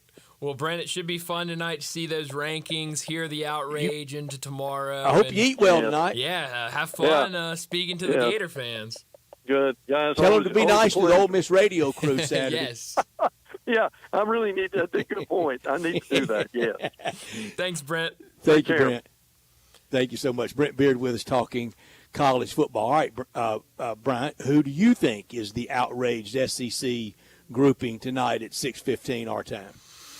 It's a great question. Who just melts her phones? I really don't know. I mean, it's probably... It's down to 2, isn't it? I think it's Yeah. And they're heart of our listening audience. Yeah, I think it's going to be Tennessee. Tennessee or Ole Miss. Yeah, but I think it's going to be Tennessee. After that loss, we saw, Georgia's fall after their loss to Ole Miss. I think it could be a similar fall. But what about Georgia's Tennessee. rise? That's true. Ole Miss, I don't know of a team that's good enough to win during an open date. I've known some that have been bad enough to lose an open date. Well, and that's the interesting thing because we saw last week. But how much is Ole Miss going to get penalized for not playing? And that's what I'm curious to see because last week we saw that happen with SMU. They fell at least one spot, maybe two spots when they had an off week. So I am curious what happens with Ole Miss because teams around them are winning and playing. I mean, it's going to be. So maybe the terminology really should be bye week. So Ole Miss bide out of the bracket. Right. Yeah, that's right. Yes. It's going to be because I didn't even think about that logic, but you're right. They're going to drop, I'm sure. And should we tell people that 10 days ago, Ole Miss beat Georgia? Yeah. 10 days. Then you got to remind them that's how fast things move in the college football playoff ranking world. It moves fast. Brent Beard with us every Tuesday, and he was on our Sissy's Log Cabin guest line. That's 901-360-8255. Also, hit us up at the Sissy's Log Cabin text and talk line at 901-360-8255. It's their time of year. Any time of year is great for them, whether it's the season of love at Valentine's or throughout the spring and summer, but at Christmas time, you can see it and you can feel it at 4542 Poplar, 9,000 square foot store in Laurelwood with expanded lines for Rolex, Cartier, diamonds, and more. The Mid-South's largest selection of one-of-a-kind jewelry for that engagement ring, that strand of pearls, necklaces, earrings, anything perfect for the holiday season. They have it in huge local supporter of the hometown Tigers and the official jeweler of the Memphis Grizzlies. Tonight or tomorrow night at FedEx Forum, go back to the Sissy's Log Cabin Floor Seat Lounge and see those display cases with all that beautiful jewelry at FedEx Forum.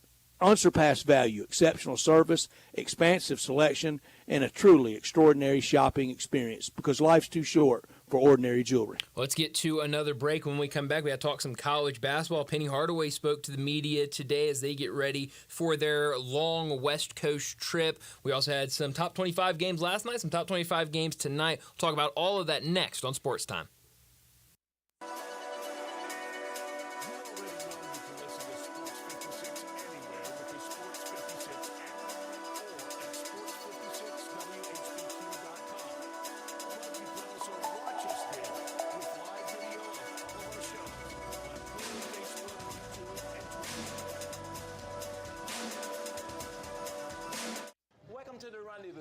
This is John Vergas. When my dad started the Rendezvous in 1948, I don't think anyone could have imagined we'd still be serving shoulder, cheese plates, and our world-famous dry rub ribs 75 years later. But we are still here in the basement, in an alley in downtown Memphis. We sincerely thank you for making the Rendezvous what it is today. Charlie Vergas Rendezvous, a legendary experience for over 75 years, whether you dine in, pick up, or ship across the country. Sometimes you just want the naked facts, like the fun that comes from a quick and nimble 2024 Honda CB500F. This naked-style streetlight sports a narrow 471cc twin, along with a sleek TFT display, dual-disc front brakes, and standard ABS, all at an affordable price. Find fun in all the right places in the 2024 Honda CB500F. Available at DeSoto Honda, 5656 Women Road in Olive Branch. Lots of our fans have gone to see Genesis Diamonds, and they are amazed. Hey, it's Eric Hasseltine, and Genesis is fast becoming the go-to place for people here when it comes to engagement rings and fine designer jewelry. They also have a ton of luxury pre-owned Rolexes. Genesis guarantees the best diamond prices, period. They are a direct diamond importer with no middleman, which means incredible value for you. Genesis turned the old-school jewelry business model upside down with slimmer margins, more selection, no commission salespeople, and stronger warranties. They have every diamond you can imagine, natural and lab-grown diamonds in every shape and every size. Genesis has thousands of designer engagement rings from top designers that you won't find at other stores. And keep this in mind with the holidays around the corner. Genesis has case after case of incredible diamond fashion rings, diamond eternity bands, diamond earrings, diamond necklaces, colored gemstones at every possible price point. All of this in a beautiful new showroom with great local experts who will teach you how to buy like a dealer buys. Genesis Diamonds, you will love it at Poplar and Perkins Extended. Bobby J's ready to start the season of tradition and Gossett Kia on Covington Pike, and that means it's the right time to let Bobby J put you in a new Kia today. 2025 Kia K4 LXS at $199 a month, less than $7 a day for a new ride. And 2024 K5 $269 a month, both $34.99 due at signing. All 24-month lease plus spacious 8-seater SUV, high towing capacity, and all-terrain tires in 2025. Tell you ride $348 a month, $39.99 due at signing. Plus get peace of mind with Kia's 10-year 100,000-mile powertrain limited warranty. So call Bobby J and let him put you in a new Kia today. Gossett Kia 1900 Covington Pike online, KiaCovingtonPike.com. If you want it, we got it at Gossett Motor Cars. Acquisition fee K4 LXS SEO 29100 MSRP 24230 Telluride RG 529 196 MSRP 41730 K5 S53 230 133 MSRP 28330 must finance through Kia. Excludes tax title and license with approved credit. Dealer stock only. See dealer for complete details. Valid through 12/2/24. Sports 56 traffic. Good afternoon. They're filling out paperwork on this earlier wreck out here on 40 eastbound just past Germantown Parkway. It's been pretty slow from a wreck that slowed down traffic earlier on 240 east between Poplar and Walnut Grove. It's just that time of day for it to be heavy over here, and it is. It's living up to its reputation on 240 east there at Billmore. Some of that traffic is getting on to 385 going outbound. Hey, shop now and save during this holiday season. Where? Weimer's Jewelry, located 7525 Highway 64. I'm Commander Chuck with your on-time traffic.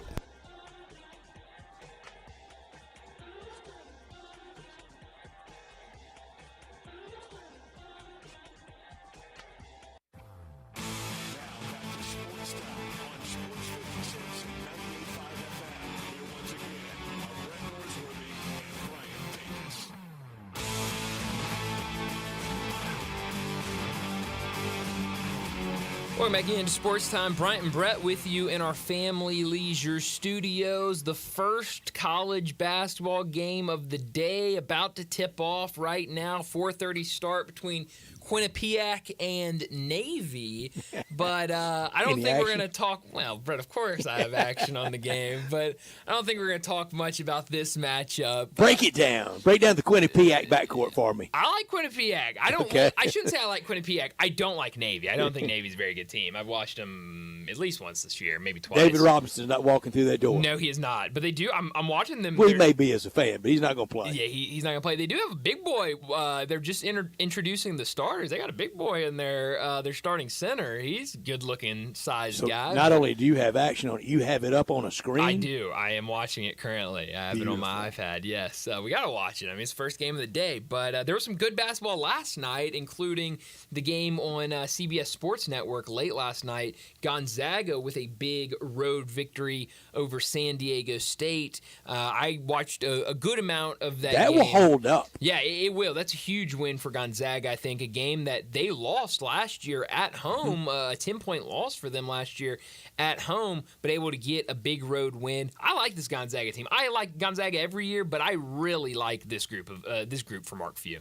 You know, I talk about Phil Knight and the money he spent at Oregon. It's time to cash it in. It's past time for Mark Few, isn't it? Well, it feels like. I mean, he's come so close, and it just feels like he's the team that's always going to get to the Final Four. Get to the championship. But you'd love to have him as your representative, and that tenure absolutely. He's had, and what he's accomplished. I'd take him any day of the week as a head coach. He's turned down about everything. He has, but I think great coach, and just has not gotten the big prize of a national championship team. But I do think this team's going to be another one that's going to make a run and is going to be in that conversation late in the season to win the whole thing. When the Tigers getting ready to leave, embark on that West Coast trip, first in San Francisco, long time. Out on the road for anybody, adults or youngsters, everybody. The official travel party that's leaving, they're going to be out for a while. Yes, they will. I think Jason Munz is going to catch up with them when they get to Maui. I think he's passing on San Francisco, so he'll be with us on Friday before they leave in next week's tournament. I'm looking forward to that. I swear, even if it happened to be 0-3, I don't think people should should freak and jump to a bunch of conclusions. Anything above that, fine, and we know 2-1 fine, and if they upset UConn, then the place would be on fire. Oh, man. It'd be better than anything marketing could ever do for ticket sales. No, easily. It's the best plan. It is, and that will be the first game. That'll be Monday. I mean, we'll be in here breaking it down Monday afternoon. Won't we? We absolutely will be, and certainly if they do pull that upset, forget whatever we had scheduled to talk about that day. I mean, it's going to be We're going wall-to-wall Tigers. Wall-to-wall Tiger basketball if they can pull that off. But no, I mean, I think we were all in agreement before the season when we were kind of doing our W's and L's, 1 and 2. Kind of blanket 1 and 2 in Maui. I think you feel good about that. But Brett, I mean, I think you've said that, you have more confidence in this team, and, we still got to look at how everything plays out. But Friday night made me feel better. I don't know if it makes me feel better for the upset over UConn. No. But maybe you I know. Depending on what happens against UConn, you'll either play the winner or loser of Colorado and Michigan State. Maybe you pull that game out and then win that third game. So I think 1-2. 2-1. If you come back with either of those, I think you feel really, really good. And hey, if you go 3-0 or beat UConn along the way, it's even better. I mean, it's out of this world excitement. And it's not easy finding the Maui bracket, but I finally have. We know the Tigers play at 1:30 Memphis time on Monday against UConn. If they win, they will play at 6 on Tuesday against the winner of Colorado and Michigan State. If they lose, they play the defeated team from Colorado and Michigan State at 2:30 on Tuesday. All right. I'd love that. Boy, these game times. We got Hawaiian time. We've got Eastern time on the bracket. I'm trying to decipher the Central, and I'm not the best at that. Well, yeah. At least we have the Eastern time there. That makes it a little more easier than Hawaiian time. Everything on ESPN or ESPN2 or ESPNU. Yeah, it's going to be great. And that field, do you have the bracket still in front of you? I do. I've got it. List off that field again of teams. Right. Memphis, UConn, first game of the day. Then Colorado, Michigan State, Auburn, Iowa State. Be nice to Bruce Pearl, everybody. Yes. And play nice with each other, everybody. It's small gym. And then Dayton and North Carolina. Tigers have already seen North Carolina. They sure have. Yeah, so, I mean, that's a loaded field. And, we talked about it all offseason, before we even knew who the Tigers would face, of just how loaded it is. And, we'll see what they do. I thought, Auburn has been super impressive this season. If I had to, a power ranking of teams that have impressed me the most to start the season, Auburn would be in the top 3. They've been really, really good to start the season. So, I wouldn't mind seeing them there. I think that'd be a great test for the Tigers. But I just had to look because I'm like you, Brett. I'm not very good with timing. Right now, 4:37 our time, 12:37 Hawaiian time. So it's a big difference. That is. Boy, that'll knock you out the next week. I mean, when everybody gets home from that. That 1 o'clock game against UConn, I mean, that's a morning game for those guys. That's very early in the morning. 9:30 in the Islands. Yeah, that's breakfast with the Tigers. And if the Tigers get to the finals, and it would, I think that would be upsets. But if they got there, 4 o'clock on Wednesday afternoon, the day before Thanksgiving, Wednesday the 27th. Be a ton of fun. I mean, it's just going to be fun watching them in Maui. I mean, I remember, when I was a lot younger and they were playing in Maui, and I was, just so excited to watch them in Maui, and so seeing them again, and obviously with everything going on in Maui, it's going to be back in that gym. They weren't there last year. Penny played in this tournament. He sure did. That's right. And starred in it. And really? it was one of those. It was, obviously around this time of year, same as it is now, and we were about to go on, and Penny saved the day. It was about to be a ugly loss, maybe to Chaminade, but he saved it, put on a show, and it was, thank goodness for Penny Hardaway. Yeah, no, so it's going to be fun, and like I said, being back in that gym, last year they had to play, I believe they played at the University of Hawaii at their gym. In Honolulu. Going on. Yeah, and so now It'll be back to normal, which I know the people there are very excited about that, and I know a lot of people here that are making the trip excited to be in that gym and kind of experience, Maui in that small, tight. Dave described it earlier today as a high school gym. So it is. It's super tiny. It's a bandbox. Yeah. There's a lot of gyms, high school gyms in this area, bigger and nicer. Yeah. I'm told than that, but and because of the seating restriction, it's not like NCAA tournaments where you buy session tickets. They clear you out. I mean, I think I don't know if it's even available that you can buy a ticket that I can sit here for every single game every single day. I'm going to sit down at 9:30 in the morning. I'm not leaving until that night. Get clarification on that from Dave. He leaves tomorrow? He leaves – tomorrow's his last day. That's right, yeah. Yeah. So you got to get out to San Francisco. I think it's the full clear out. And it's always the A team from ESPN there, and it really whets the appetite for college basketball. It's starting. We're already interested in it, but Maui really kicks it off. Yeah, well, that's the thing. I mean, Feast Week as a whole. I mean, we already talked about starting on Thursday, you get 10 a.m. games. I mean, when we have that 10 a.m. until games starting at 10 p.m. That's really when the excitement builds for a lot of people. As we kind of start getting down towards the end of college football season, gets people excited to when they really turn it on. At the start of the new year. So I'm really excited for a lot of these tournaments, but definitely the Tigers in Maui will be fun. Here's one that we'll watch, and it's games all day, every day at the MGM Grand Garden Arena. We know where that is.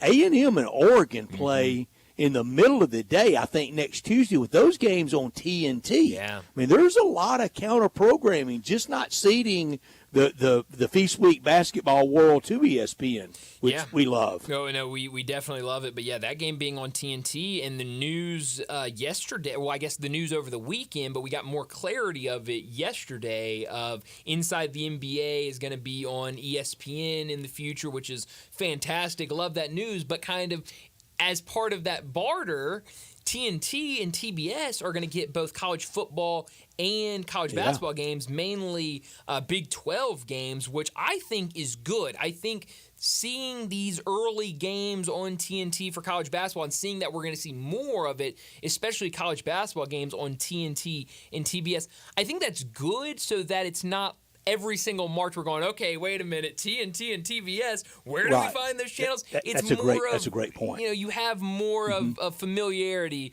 with going over to TNT and TBS throughout the year. And there was a point Saturday, I was at home, I could be in front of the TV, where I think it was 6 o'clock, that's prime time anywhere, sure prime time in the East, games on CBS, NBC, ABC, Big Fox, the CW, and all the ESPNs and FS1. Yeah, that's what it is now. I mean, you're seeing all of these networks They're involved. recognize it. They know it. They are. And then now you're seeing some of those West Coast conferences with TNT getting in play with college football. And obviously, like I just said, we'll see it more. But, you're seeing every single network is trying to get in the game on college football. It's been said a million times, but it really is the original reality TV sports. Yeah, it is, and it's what we all want to watch, and we get up for game day on Saturday mornings at 8 o'clock and watch it. Sit on our couches all day long and just consume sports. It's fantastic, and it's why I know a lot of people. I have some uncomfort with some of the things in modern college sports, but it's not going away. It has been very professionalized, no doubt, and it will become more so. With the terminology, with the players being paid, with agents, and maybe even collective bargaining. I know that's anathema to a lot of people, but it's not going away when you can get these kind of ratings, these kind of rights fees, and this kind of interest. It's just not going away. It is the thankful month, and at All-Star Chevrolet in Olive Branch, you can see all the red tags, and that means savings for you. New 24s and 25s. Got to love the all-new affordable Equinox for $25. Red tags mean savings, 0% financing, and a ton of cash back for you. Red tags on Silverados, new 24s with 1.9 financing plus $3,750 back in cash. New Colorado trucks, financing down to 1.9 and not a payment until February of 2025. Your good credit deserves it, and you get it at All-Star. First exit after you cross into Mississippi on Highway 78, take Kraft Goodman Road, and you're there. And if you're law enforcement, first responder, healthcare worker, military, educator, recent grad, you get an extra $500 bonus back.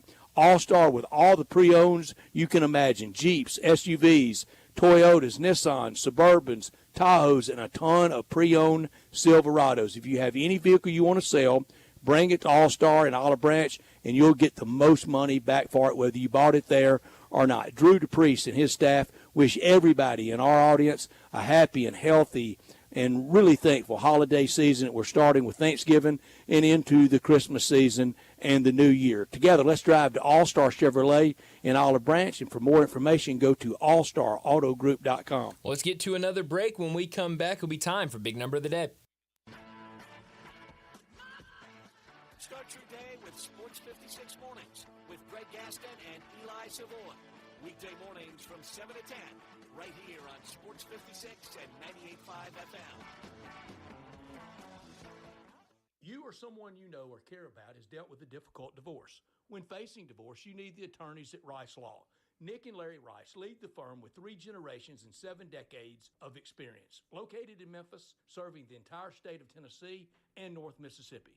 Rice Law is who you need to call. Simple or difficult divorce, they know how to handle it. Call Rice Law at 901-526-6701, or for more information, visit them at aboutdivorce.com. That's aboutdivorce.com. When you think about insurance and you want great value without sacrificing great service, I want you to think one place: the Eflin Insurance and the entire Eflin Insurance team. Matt and his group of professionals will access 10 leading companies to find the right home and auto program that fits your budget and your absolute needs. The Eflin Insurance Team, the number 386-GER, 386-4777.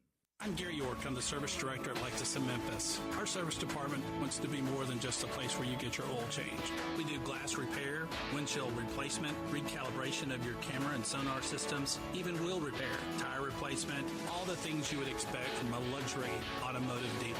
Please check out our website. You can schedule your appointment, check out our specials, hours of operation, or if you'd like to do it in person, please reach out to one of our associates at 901-271-5199. Nestled in the heart of East Memphis, located corner of Park and Cherry, is a beautiful residential neighborhood. I'm here at Town Village Audubon Park interviewing a new resident, Carolyn. Share with us why you chose Town Village. Well, if your parents or special friends need to make that big move, let me share with you my experience. It was tough for me to leave home, but then I discovered Town Village. I would like to highly recommend Town Village to you and your loved ones. After looking at all the amenities and meeting all the people and staff, I was hooked. From restaurant, bistro, 3 meals per day, housekeeping, transportation, security, health care, physical therapy, exercise room, and even a heated pool and spa. Come see us and make your new home in Town Village. Visit us and call Daniel at Town Village Audubon Park at 901-374-7342. There's no place like home, Town Village. Now back to Sports Time on Sports 56 and 98.5 FM. Here once again are Brett Norsworthy and Brian Davis.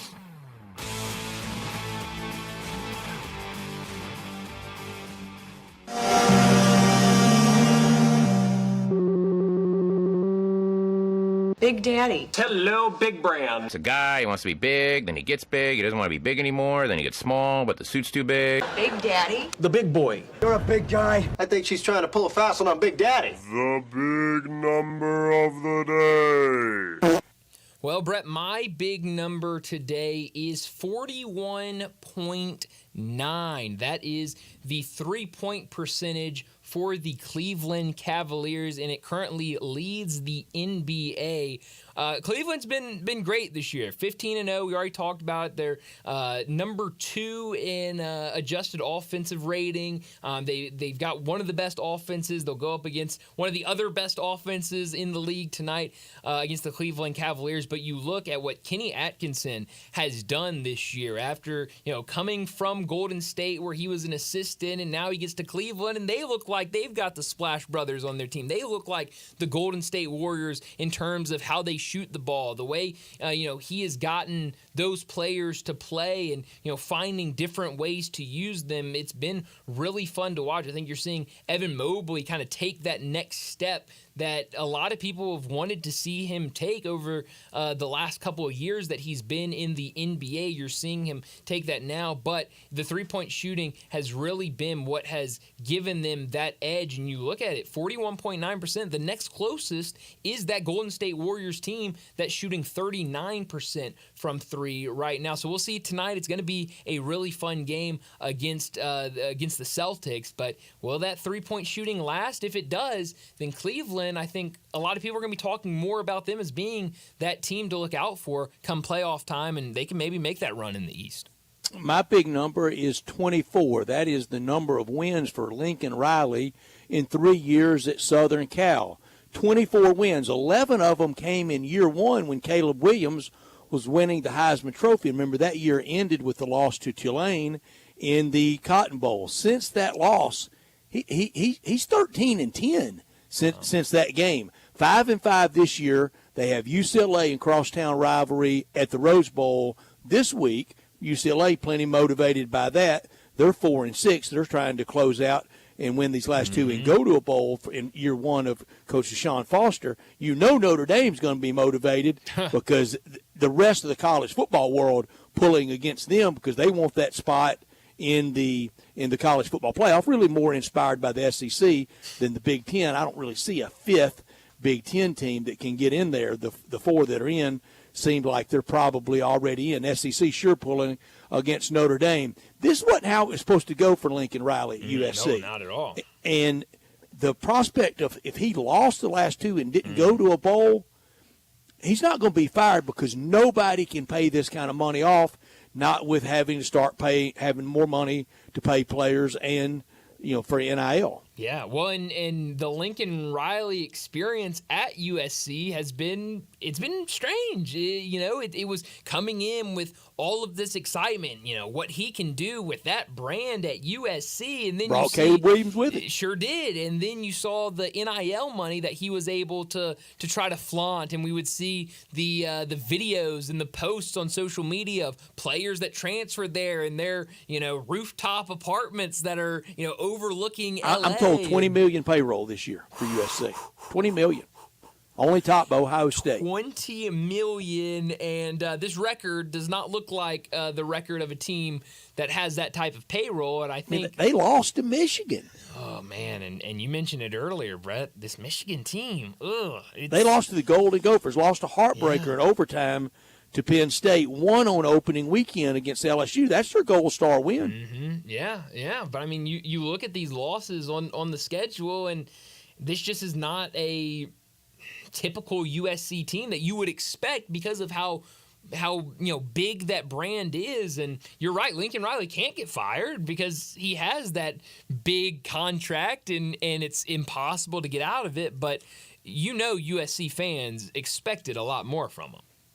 And he expected a lot more. Mm-hmm. And I don't think he wanted anything to do with the OU, and he knew it was percolating into the SEC. Now, he didn't know he was going to get to USC, and they end up in the Big Ten, and him having road games in Minneapolis against the Gophers. Well, that is true. It was a lot different when he took that job at USC than what it is now. He was probably thinking, I got to knock off Oregon out here, and then he gets in, I got to knock off Ohio State, Michigan, Oregon, and all the rest of them. A lot tougher. You mentioned earlier when we were talking to Brent Beard, Bobby Petrino, and obviously what he's done at Arkansas. I was reading something today that tried to throw his name out there for the opening at FAU. He went that route to Western Kentucky after the big fall, and even to Missouri State after it didn't. Was that before or after it didn't work out round 2 at Louisville? I think he's done that. Yeah. I think he's tried that. I think so too. I don't know where some of these AAC teams are even going to start because the financial disparity with them, and even like the Tigers, and at the top of the AAC, it's vast. And then compared to everybody around FAU with the U and FSU and the Gators, it's tough. Almost impossible. It feels like where's Temple going to replace Stan Drayton?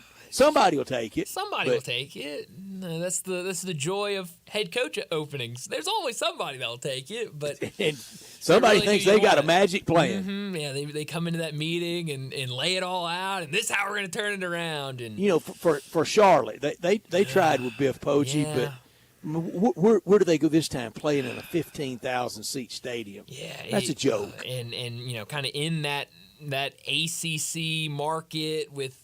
Those programs around. Well, you're behind everybody in football, and you got basketball looming over you. And you're in a pro everybody. town. Exactly. It just feels like it's really tough. But who knows now? What did we say yesterday? I mean, almost half of the head coach openings in college football right now are in the ACC or in the AAC. It's to be in group sales at Charlotte, going up against the Panthers, going up against doesn't sound fun. The Hornets. But one thing about it.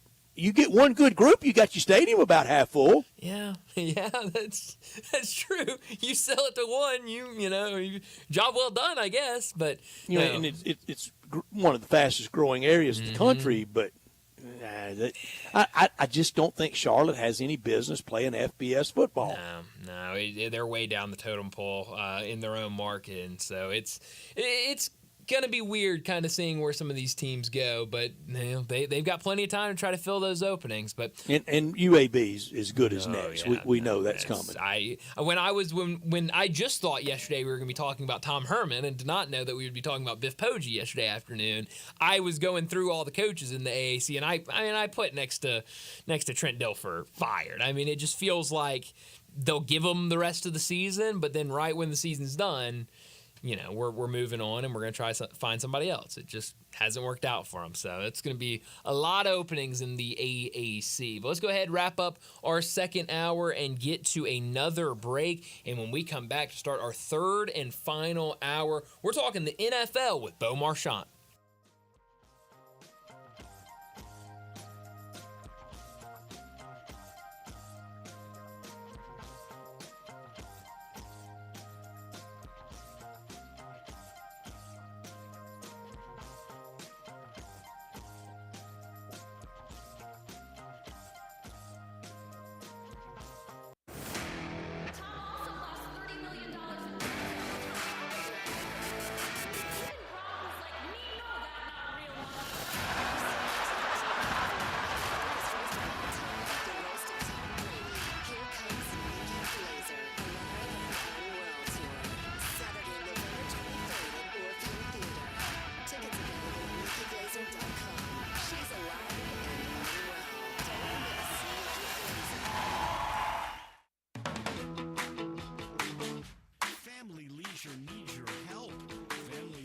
has inventory they've got to move because you know what season is coming up. So why wait? You can complete your ultimate game room with a new pool table, a new shuffleboard, new arcade games, or just get all of them. Tons and tons of theater seating, overstocked and priced to move. 'Tis the season for fire pits, and all fire pits at Family Leisure are 20 to 30% off. You say you didn't get a spa this year? Well, say no more. Spas are in stock and they're ready for delivery and up to $1,500 off. These are just a few of the deals happening right now for a very limited time. So come on, check out your gigantic showroom. You never know what kind of deal you're going to find at Family Leisure, Whitten Road at I-40, where family and fun come together. Oh, I got him on the line. Jason, the main man, Marshall, and Gossett, Volkswagen on the pipe. What's going on over there? Hey, Randy, what's going on here is the Sign Then Drive sales event. That means zero down payment, zero security deposit, zero first month lease payment, and zero due at signing. Hang on,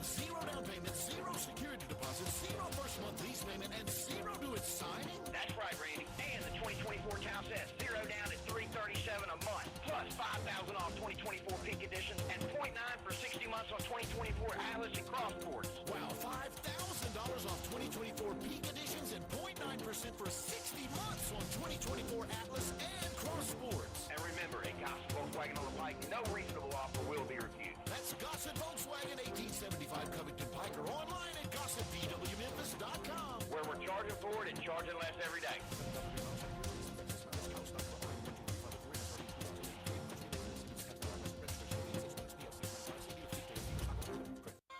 Rock and Roll Hall of Famer Felix Cavalieri, founding member of the Rascals, will be performing with Six Wire at this year's AutoZone Liberty Bowl, and you'll want to be there too. You'll hear all the iconic hits at the President's Gala on December 26th at Peabody, and at halftime at the 66th AutoZone Liberty Bowl on December 27th. Get your tickets today by calling the AutoZone Liberty Bowl at 795-7700. The Tennessee Highway Safety Office reminds you that fans don't let fans drive drunk. This is Original Sports Station. We are Sports 56, WHBQ Memphis, and W253DF Memphis. Sports 56 traffic. Live at this crash over here on 240 westbound at Airwaves. It's got traffic tied up pretty good now in this area, so make note of that. It's going to be here for a while. One vehicle overturned. That's 240 west at Airways. It's slow through Midtown right now. They're trying to move a stalled vehicle on 240 southbound. It looks like it's over here near Union. Trying to clean up that wreck. Everybody's rubbernecking as they drive by. 40 eastbound right out there near Germantown Parkway, where it's already heavy this time of the afternoon. Hey, shop now and save during the holiday season at Weimer's Jewelry, 7525 Highway 64. I'm Commander Chuck with your on-time traffic.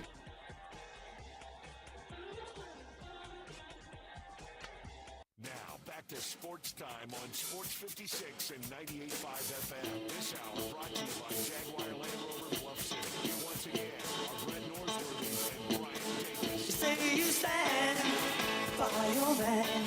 Welcome back into Sports Time. Bryant and Brett with you as we start our third and final hour. And every Tuesday we talk the NFL. It was a busy weekend in the NFL with the Chiefs taking their first loss of the season. That game last night between the Cowboys and the Texans. But every single Tuesday we talk the NFL with Bo Marchant. National Football League talk every Tuesday with Bo Marchant, covering the NFL Draft at collegetopro.com and the NFL Draft Bible, covering the Steelers for Sports Illustrated, living and running in Eastern Ohio, and on Twitter X at Bo Marchant. Here's Bo with Bryant and Brett. Bo Marchant joins us now to talk the NFL. And Bo, let's start with the team you cover, the Pittsburgh Steelers. A massive win for them over the Baltimore Ravens. It felt like a lot of people very confident about Baltimore going into Pittsburgh and winning that game. They were a 3-point favorite when it closed on Sunday, but I just kept saying, I don't know, something about Mike Tomlin being a dog at home. I don't want to fade that. They looked really good against a really good Baltimore team. Yeah, I saw a weird stat. I know it was close to this. I think the last 13 games, the dog in the series is like 11-2, and I know the Steelers have had a lot of success over the last couple of seasons against the Ravens, but it's exactly what we expect from a Ravens-Steeler ball game. You got the number one scoring offense coming into Acrisure Stadium, and they look dysfunctional. If you never watched an NFL game before, you would have said, how bad is this team from Baltimore? I mean, and that's, compared to how they've played and how high scoring and powerful that offense has been. But for some reason, I think 1-4 Lamar Jackson is against the Steelers. I think he's 64-19, 54-19 throughout his career. So his struggles, obviously, against the black and gold. But hey, listen, the Baltimore is still going to be there in the end. And the Steelers, huge win in terms of, this is when the meat and potatoes of the schedule is going to approach, and getting a big win against Baltimore is definitely going to be something they're going to look back at, regardless of how the season ends, that, thankfully we got this one, and now we got a lot more wiggle room. And still, for Lamar Jackson, his next rushing touchdown against Pittsburgh will be his first. They held him out of the end zone running the ball again on Sunday, 1 touchdown passing, but very modest numbers. And the Steelers, they played keep away. It was possess that football, 36 minutes of possession time for the Steelers to about 24 for the Ravens. That's so funny you said that, because each after, at the end of each quarter they'll pass out the notes from the that particular quarter, and I think it was like the first quarter was 9 minutes something compared to 5 something for the Ravens, and then the second quarter it was almost like a carbon copy of each quarter of them, with identical time of possession. But with that said, I mean the Ravens they self-inflicted wounds. I mean, I kept seeing the penalties stack up. I mean, they had 50 yards of penalties by halftime. Key plays. I think we joked around in the press box. I think 4 consecutive plays where Derrick Henry touched the ball that would have been a first down. There was 2 illegal offensive, downfield. There was 2 holding calls. So, those are first downs, 10-plus yard gains that are taken back. Now, instead of being 1st and 10, you're 1st and 20. Or what? I'm just saying, though, those plays stack up, and when you're against a tough opponent and a tough environment, you can't make those mistakes. I'd say, and Lamar Jackson said as much as I think they feel that they gave this game away. They had a shot to tie it at the end, and that didn't come to fruition. But just so many self-inflicted wounds in terms of penalties, drop passes, and miscues. Where if you're the Baltimore Ravens, you say, hey, today wasn't our day. We'll get them when they come back. The Baltimore, but nonetheless, the Steelers prevailed, and Tomlin's 7-2, and they got a game and a half lead in the very, very competitive AFC North. No, he's 8-2, and if he gets a tie if he gets a tie or another win, he keeps that streak alive of never having a losing record. But he's not playing for that now. He's playing to be the 1 seed, isn't he? I have to believe they are. There's no reason for me. I had as much doubt about this team, and I even said prior to the season, I said Tomlin wasn't going to get that continue that streak. I thought this was the season where it finally comes and he has a losing season, but I can't imagine it at this point. But yeah, they're definitely in the mindset of, hey, we're 1 game back of the Chiefs. If things kind of go even close to the way they are, we have the Chiefs at home on Christmas, and you know what? Maybe we can wrangle that number 1 seed or some home field football play. I mean, you think about it, a couple years ago they had Cleveland at home in a wild card game. That was the center's last game. I know I can't believe I'm forgetting his name, but that was a game where the Browns just came on top of them early, and the Steelers were never able to capitalize back on that. So it's been a dismal playoff drought for Pittsburgh, and if they can kind of really get their act together, win this division, and go. I guess what it is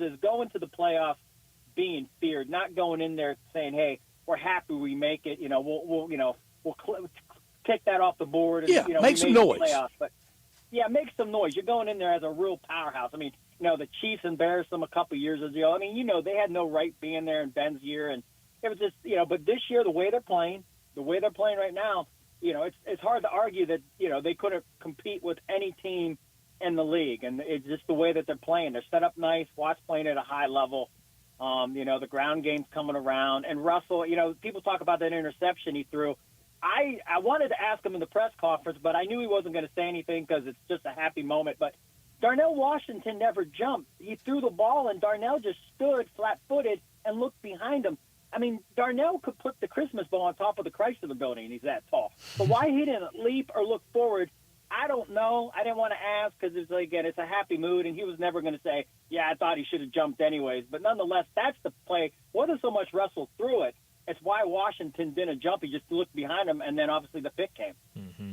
Bo, are the Bears cursed against the Packers? It feels like it, right? Yeah, I didn't think about that, but yeah, I guess you could say that.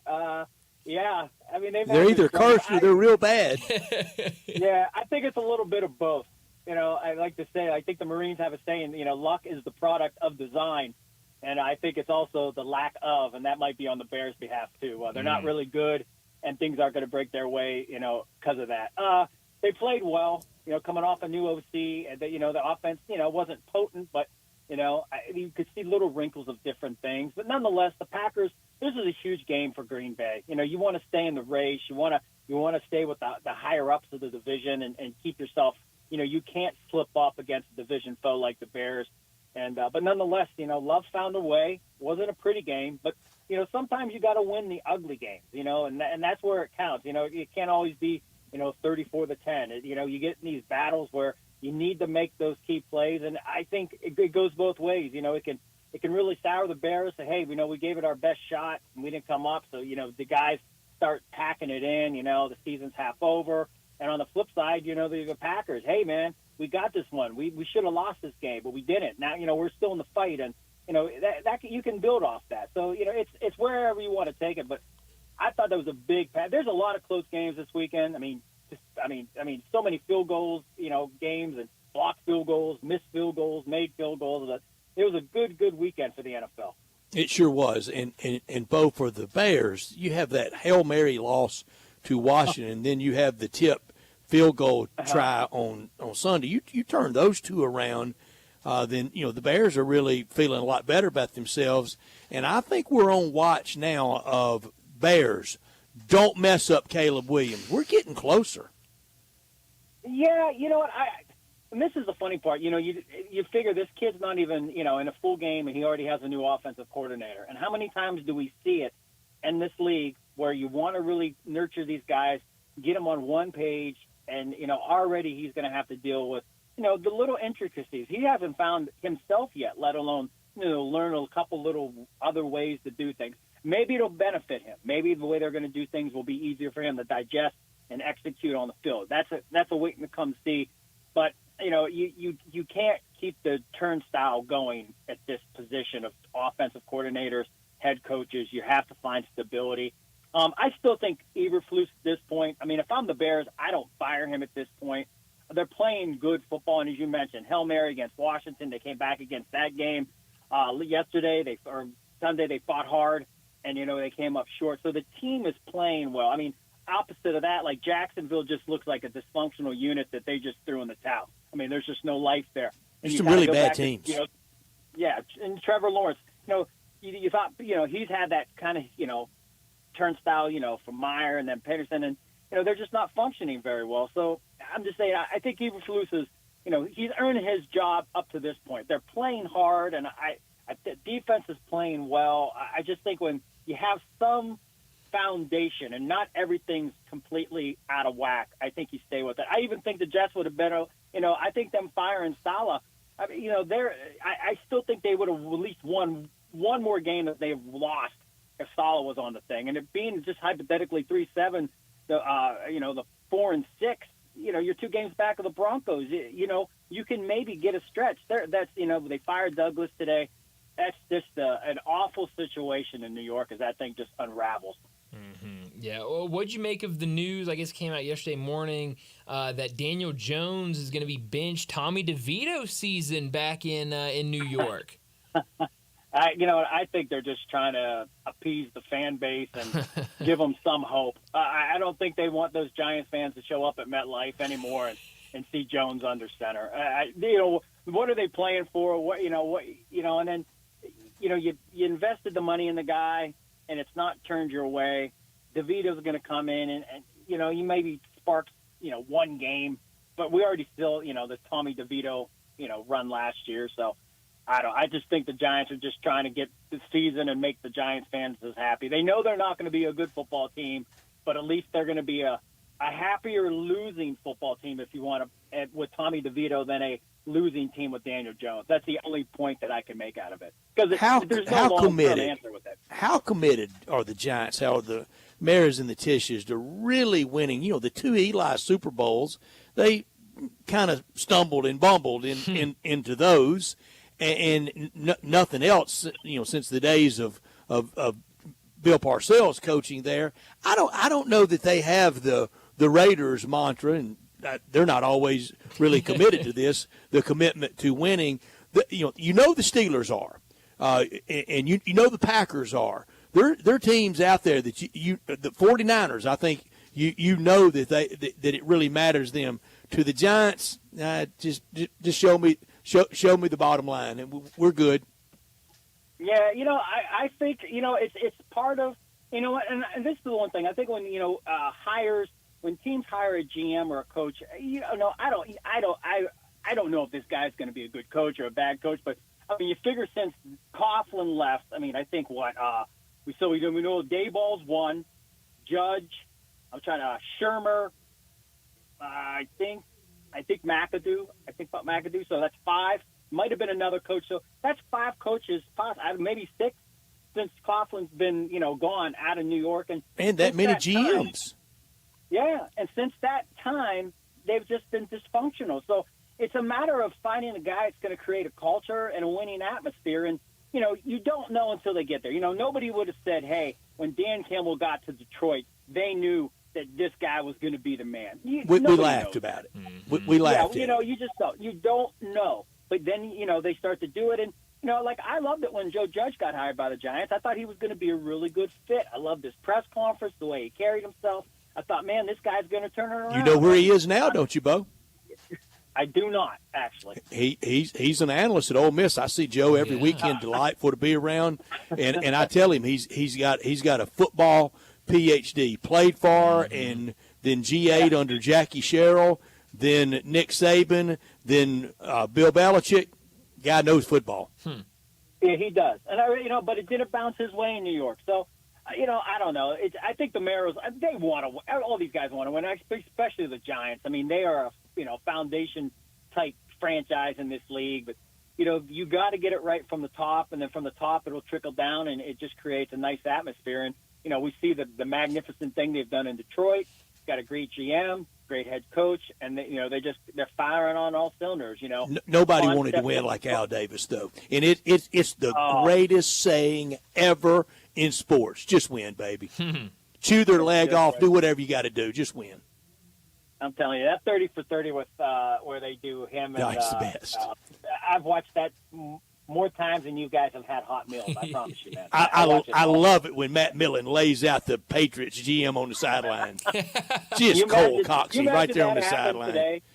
Oh, you imagine that? You imagine that happened The today? Justice Department inquiry. I mean, you imagine somebody cold cocking like Jerry Jones, or on the, it'd be like, oh my, It'd be somebody up for elder abuse if they hit Jerry Wayne. Yeah, I'm sure plenty want to right about now. Speaking Brian of Jerry wanted to Jones, last night about 10 o'clock. I don't want to put my name on that, but if someone does, you're right, Brian. Brian didn't want to hit an older man. If someone does clock him, don't come saying it was me. I just saw this. He got hurt now. We feel terrible. Jerry Jones has no desire to see Trey Lance start a game this season. My question is, why? I mean, it can't get any worse. Yes, it can. Yeah. Well, I mean, to give up a 4 and say you don't want to see what he has, I think that's, but, Jerry says a lot of things now that, sometimes I just think he just talks to talk. Yeah. Brian, I do have good news for you. Oh, please. I've been waiting for good news all day. Well, right now, your Cowboys would be picking inside the top 10. So you can start forgetting about now and start looking ahead of, a potential top 10 draft pick and how you can kind of land a superstar. Because they do draft well. We can't, Chris Hall and those guys, they do a fantastic job of finding talent. So I'm going to say start focusing on 2025 draft. You guys are going to be probably sitting inside the top 10. And you got a lot of needs, so it really doesn't matter how it shakes out. You got a lot of, you want to take a top DB, take a top DB. You want to take a top lineman, take a top lineman on either side. So they need it all. The world is your oyster come draft season, right? Except for a kicker, they need it all. And it was sad late in the game. And Troy Aikman, so very good, he noticed it on one of the bull rushes. Poor Zach Martin just couldn't defend himself. Yeah, that was, well, I think when Settle got to him and he just took care of Cooper. Yeah, it's part of the process. It is a stud. I mean, Martin's a stud. And, great. They didn't protect Cooper. He was beat up. They were. We all watched the game. There was a little momentum there. It was 20-10. They had a shot. They were moving the ball, but it just comes down to he misses a kick, and now it's still 20-10, and you stumble, and this happens, that happens, and again, when you're trying to find yourself, this is how bad teams remain bad. You just can't find ways to win, and when you do have an opportunity to maybe make it a little closer, you fail to do it. And on the opposite side, the good teams, they find a way to extend the lead and capitalize on your mistakes. And when you can't make any, they made too many, and that's why they're, where they're at. And listen, I really thought the Cowboys were going to be a heck of a football team this year. I really did. But I definitely calculated them wrong. I calculated the Jets wrong. Dismal seasons by both, just complete train wrecks. But, hey, that's the way it goes. I will say this. I got the Broncos right. I got the Rams right. So, at least I got those to hang my head at them. Well, I'll thank you for the good news, but at no point before the season started did I think on November 19th I would be saying so long 2024 season, let's start looking at mock drafts. I agree with you. I would have never thought that either. Bare minimum, 5-4, 5-5. But to think that they're, where they're at in the standings, 3-7. And you know what it is? Last night you figured, hey, and that stat that they showed, the last 6 games they've trailed by 20 or more points. And they think that's the first time in NFL history, the longest streak in NFL history. Crazy. That's the history of the league. And there's been some ugly, ugly football teams when you think about it. And I think the Cowboys and the hype and the hope is kind of masked the reality of it. That is a tremendous stat. 20-plus, 6 straight home games? That's astonishing to think about. That dates back to the Packers game and all their home games this year. Yeah, no, it's sad is what it is. I am ashamed in us for going this long into a segment without even mentioning Chiefs and Bills. The Bills knock off the undefeated Chiefs at home. Josh Allen puts his team on his back late in that game, rushing for a touchdown to really put it away. What do you think of these two teams? Obviously, we know the Chiefs and how good they are, but this Bills team, it feels like we're always, right here with this Bills team, and then they can't seem to do it towards the end of the regular season, certainly not in the playoffs. Yeah, I think we saw it coming on the Chiefs. They've been dodging bullets at the end of the game. So, I didn't think the Chiefs were going to win the game on that point. I thought the Bills would win them. And usually this is how it is. The Bills win during the regular season, then postseason, if they meet again, the Chiefs end up finding a way to beat the Bills and eliminate them from the playoffs. But, I think if I had to, I think Lamar Jackson, I said a couple weeks ago, if I had a vote today, Josh Allen's MVP. The way he's carrying that team, the way he made that play at the end, and the way McDermott kind of kept after it, and Tony Romo was complimenting him on it, and I agreed. The way that they kept the foot on the gas, they weren't going to allow Mahomes an opportunity to go down half field and make a field goal to win the game. They were going to really try to put their back on the mat, and that's what they did. And when the Chiefs got the ball back, you knew they weren't going to have 2 scores. As heroic as Mahomes is, the game was over. So the Bills are playing great football. And Brett, I think you mentioned it last week or the week before. I still think they're kind of flying under the radar just because we don't trust them. We don't. You know what it is? Well, the playoffs are going to happen. You're going to play the Chiefs. You're going to lose. So there's not like, hey, you're just kind of assuming. Or we're all assuming that hey, when the playoffs happen, you guys won't be there. But listen. I just don't think the Chiefs are going to go far in the playoffs. I just don't. I just don't think. The offense. They're still trying to find their ways. Rashee Rice. They can bring in these guys, but Rashee Rice was a different type of player than Hopkins is. He was run after the catch. He was, he was Mahomes' new go-to guy. Hopkins is still a great player, but he's not what Rice is now. Juju's too banged. It's just, the left tackle's a wreck. So I still think it's they're a great team. They're 9-1, the best, you act like I'm talking about the Cowboys now, but I just think when it really comes late postseason, I'm still going to – I just don't think they have it. They've been winning ugly, and I just think that catches up with you. And if they weren't the Chiefs, but they are, and I know they're back-to-back defending champions. They were undefeated going into, Orchard Park the other day. But I just think the way that they're playing by the skin of your teeth, I look at that more as a team getting by on their greatness than a team that's getting better. I think that we've seen it that they were winning, and we just could see throughout the week. Well, they got by the Broncos, and the week before they got by whatchamacallit, and this week they couldn't get by. And I think that's where they're headed. Not that they're going to lose 5 in a row. I just don't think this team is going to be able to sustain it. And I just think when it comes to the postseason, I think, the teams that we're looking at, I think all the teams that play the Chiefs, the Bills, the Ravens, the Steelers, the Texans, I think these teams have a little bit more juice. They're younger, and they have a little bit more potency. And again, the only thing the Chiefs have, and it's kind of like having the ace of spades. They got Patrick Mahomes. They got 15. They got 15, and he is a difference maker. But I just think no L'Jarius Sneed, this combo with McDuffie, I thought that was the key to the success last year. Having those two dynamic defensive backs where you have nowhere to go, it allows the defensive front to put more pressure on the ball because the quarterback can't get the ball downfield. Now they have at least the quarterback doesn't have that Sneed to worry about.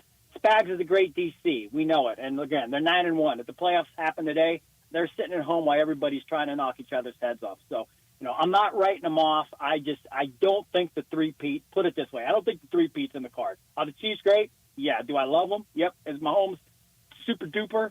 He's absolutely astonishing, awesome. But I just don't think the three-peat's in the cards for them this year. Yeah, well, 2 is extremely good. I mean, if they Sure can't is. do the three-peat back-to-back is incredible. Yeah. So. Yeah, and that's what it is. It's that's when you're so good. It's like talking about Belichick. Well, you didn't win a Super Bowl this year, but we went 14-2. Mm-hmm. Well, yeah, it's when you're good. great. When you're great, that's how greatness is. That's why when you're at Alabama, Ohio State, 2 losses, it's unacceptable. And that's how it is for the Chiefs. They're so good. They're so good that anything less, and that's how you want it to be. You want the Lombardi to be the standard. You don't want the playoffs to be the standard or a winning record to be the standard. You want to be whether in the final 2 games of the season are we going to be able to win this thing? And Reed and Mahomes have been able to do it. Fantastic duo, and they're well coached. They play football the right way. Andy Reid. I mean, he's in his element. But I think they got a lot to things that it's not so much they can correct because I don't know how they're going to fix the left tackle.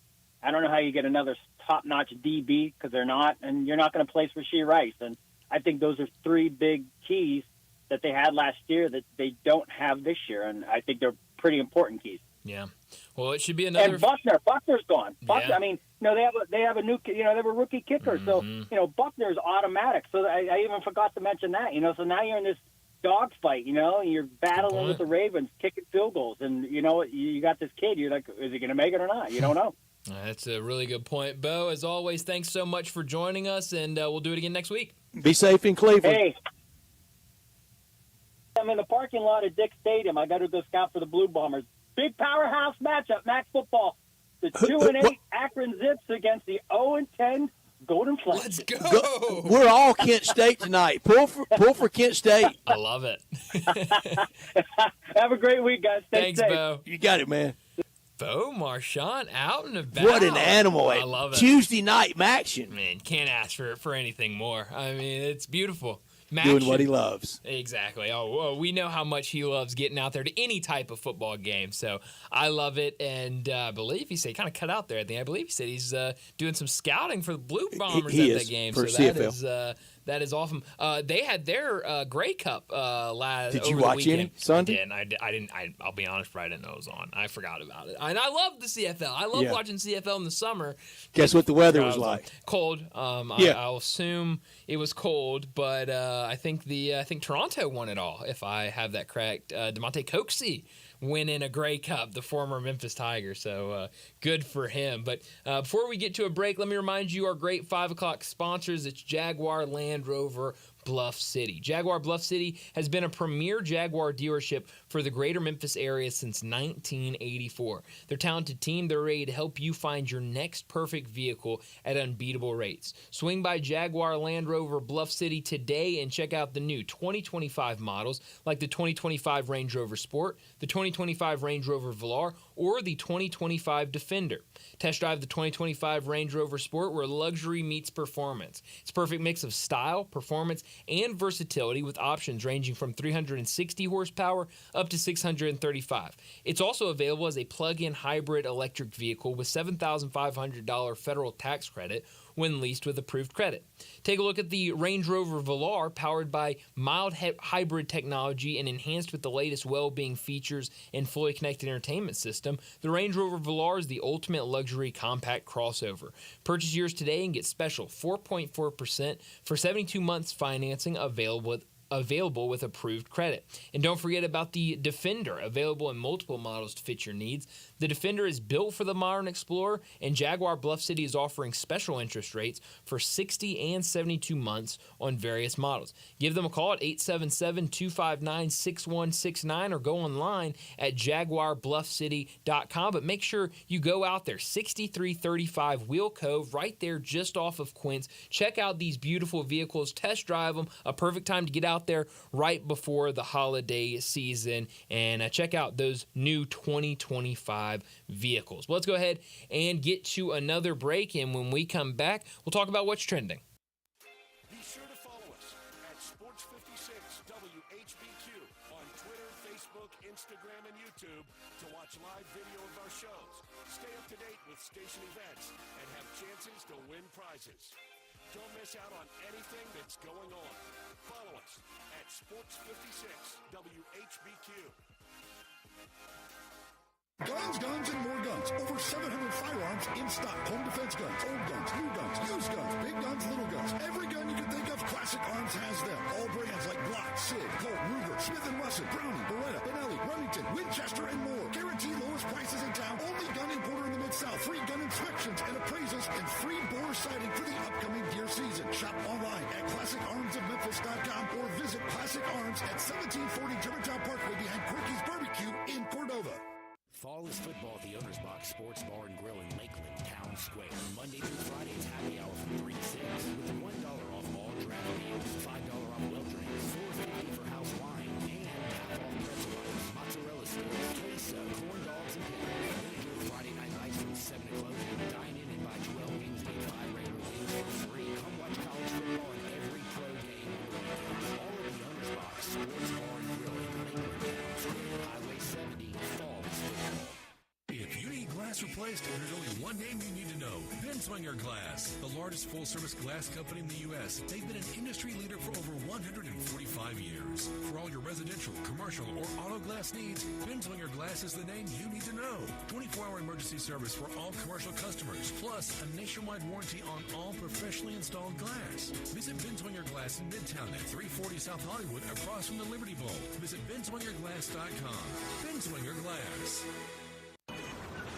Sports 56 traffic.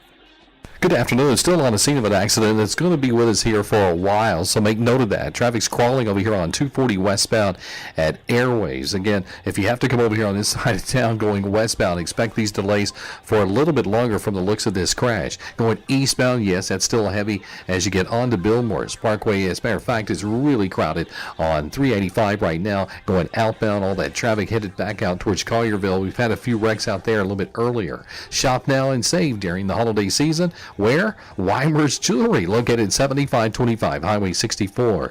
I'm Commander Chuck with your on-time traffic.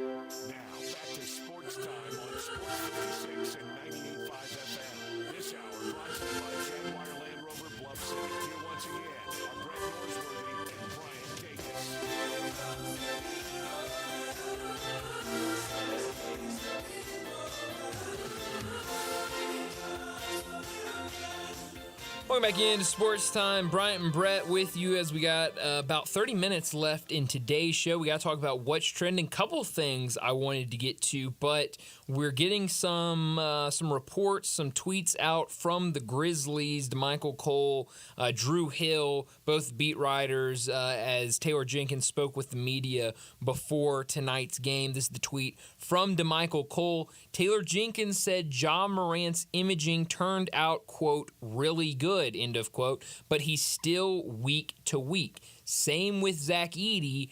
Jenkins said he's now week to week with the ankle injury. What do we take from it? Well, I don't love the week to week thing because it's minimum 7 days. And I think the way the injury, and then this morning he's at shoot around, walking around. It felt like maybe this is a day-to-day type thing, and maybe he's back in a couple days. It's never. I just don't like week to week because that feels like you said, at the very least 7 days, but that would make you think more than 7 days.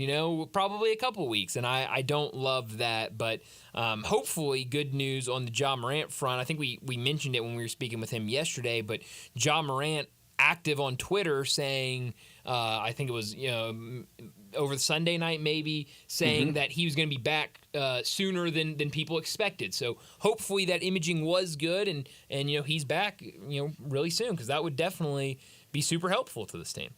I think for both it sounds like a little more rather than less. I don't believe in a week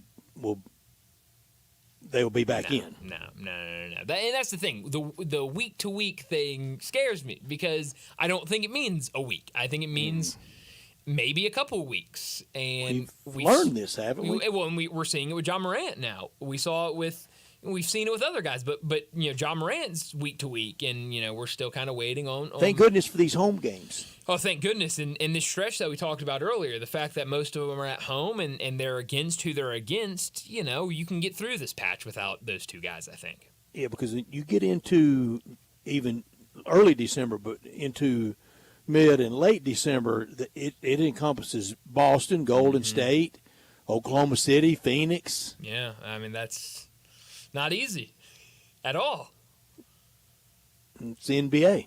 Well, it's the NBA in the Western Conference. It's going to be tough, and we know how tough this conference is. But I do think, let's see. The Grizzlies aren't alone in people missing time. There's a lot of people out. Oh, I mean, we talk about it every week with Keith Smith. But we've had more than our share. Yeah. And look, now, and I've seen some of this, not over the Zach Edey injury. I got to be fair. But, are we doing something fundamentally wrong with this many hurt people? Since the peach basket went up, there have been sprained ankles.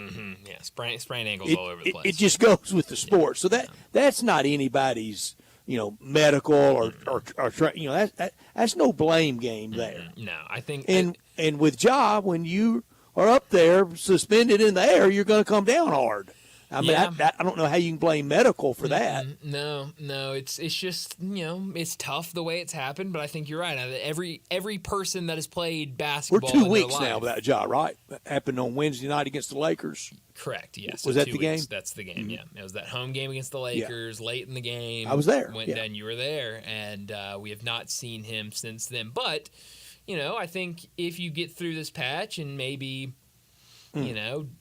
around the 1st of December. Do we ever get our real team? No. Well, that was the funny thing is, talking to Michael yesterday, and he said, well, the injury report's getting shorter, and I guess, but it still feels like as long as Ja Morant's on it, feels like a lot of people are on there because of what Ja Morant brings to the table.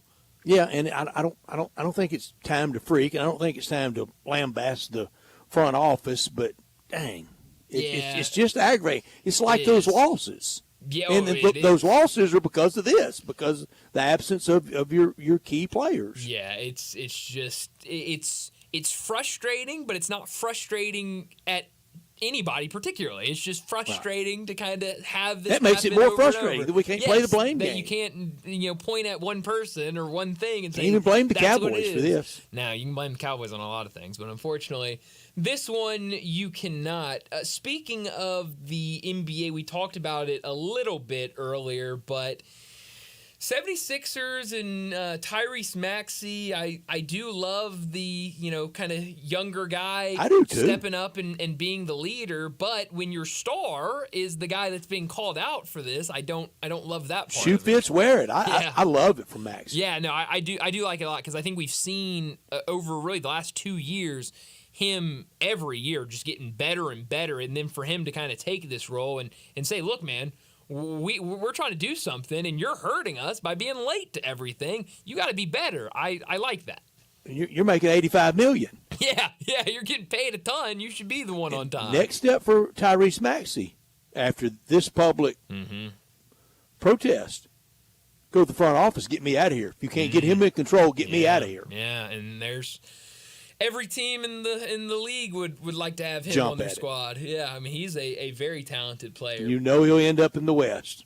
Yes, he will. That's right. Any superstar player in the Every East, time. they're gonna be in the West if they try to get out of their team. But it is. I mean, it's still kind of crazy to read. You know, I was reading the Sham story earlier, kind of about the whole thing, and you know, it says, and with their trio of Joel Embiid, Paul George, and Tyrese Maxey yet to play a game together. It's just crazy that. You know, kind of almost same boat of just injuries and different things. That group hadn't been able to play together. And they've tried every group, every coaching, a lot of front office people. It just, since they did just really be bad to get good, they hadn't capitalized on it. No, they haven't. And you know, it feels like they're starting to kind of get in that same grouping of teams where it just feels like every year at the start of the season, you're going, oh, yeah, the 76ers will be there at the end. This is their year. This is the 76ers' year. And they just always fall short. Never works out. No, it never does. But, hey, you know, it feels like, especially with this development, you know, like you said, we could be close to, you know, Maxey or somebody else saying, all right, I'm tired of this. Let's go and blow this up and get me somewhere else. Do you believe Coach Prime today in his media availability, he said he's at Colorado, not leaving, dismiss speculation. Do you think opening day next year, Coach Prime's coach of the Buffaloes? I don't know. I will say this. I don't believe him when he says he's all in and he's not going to listen to anything else and yada, yada, yada. If Jerry Jones calls him and says, hey, we would love to meet with you and talk about this opening for the Dallas Cowboys, I'm supposed to think that Deion Sanders isn't going to listen to that he's not even going to entertain it? He's definitely going to entertain it. It's getting more and more on the radar, isn't it? Oh, 100%. I mean, it felt like kind of before the season started, early in the season, it was kind of that funny, oh, yeah, Cowboys are going to be bad and they're going to go out and do this. But now it feels like it's starting to become even more real. And Jerry Jones and Deion Sanders are made for each other. You talking about selling the sizzle. Mm-hmm. Yeah. They got to get some wins. Yeah, I'm tired of sizzle and talk and all of that. I want Mike wins. McCarthy was a lot of sizzle. He was. Super Bowl winning coach. Yeah, well, and that's where I thought it was going to be, oh, man, Mike McCarthy coming in. I mean, that's fantastic, you know. But no, it's it's just has been 0 wins, and I'm tired of all the talk and all of the excitement. I just want to win games. Wouldn't any locker room, though, sit up and respect Deion Sanders on his entrance into the locker room? I think so. Oh, yeah. I think so. I mean, it's Deion Sanders. Yeah. I think they would. But I don't know. It just all makes my head hurt, Brett. I'll be very honest. And the crowd last night, there were a lot of Texans fans there. Brett. Were there? I mean, early in the game. You ever go to Empty Seats Twitter site? Empty Seats Galore, I think is it. Boy, and it showed vast numbers of either empty or Texans fans. Wow. Well, that was the Texans. I'm sitting at home watching the game last night, very early in the game, and there's a flag called on the Cowboys or something, and there's this giant roar from the crowd. I'm going, wait a minute, what's going on? It throws you off. It stunned me. Like it used to with the Cowboys on the road. Mm-hmm. Yeah. No, it stunned me, and I was shocked, but Deion Sanders takes over. Who's the first player he's got to go to and go, I got to have you right. I got to have you on my side. You got to be great. Micah. No doubt. Yeah. No doubt. Not Dak. No. Not anybody on offense. Micah Parsons.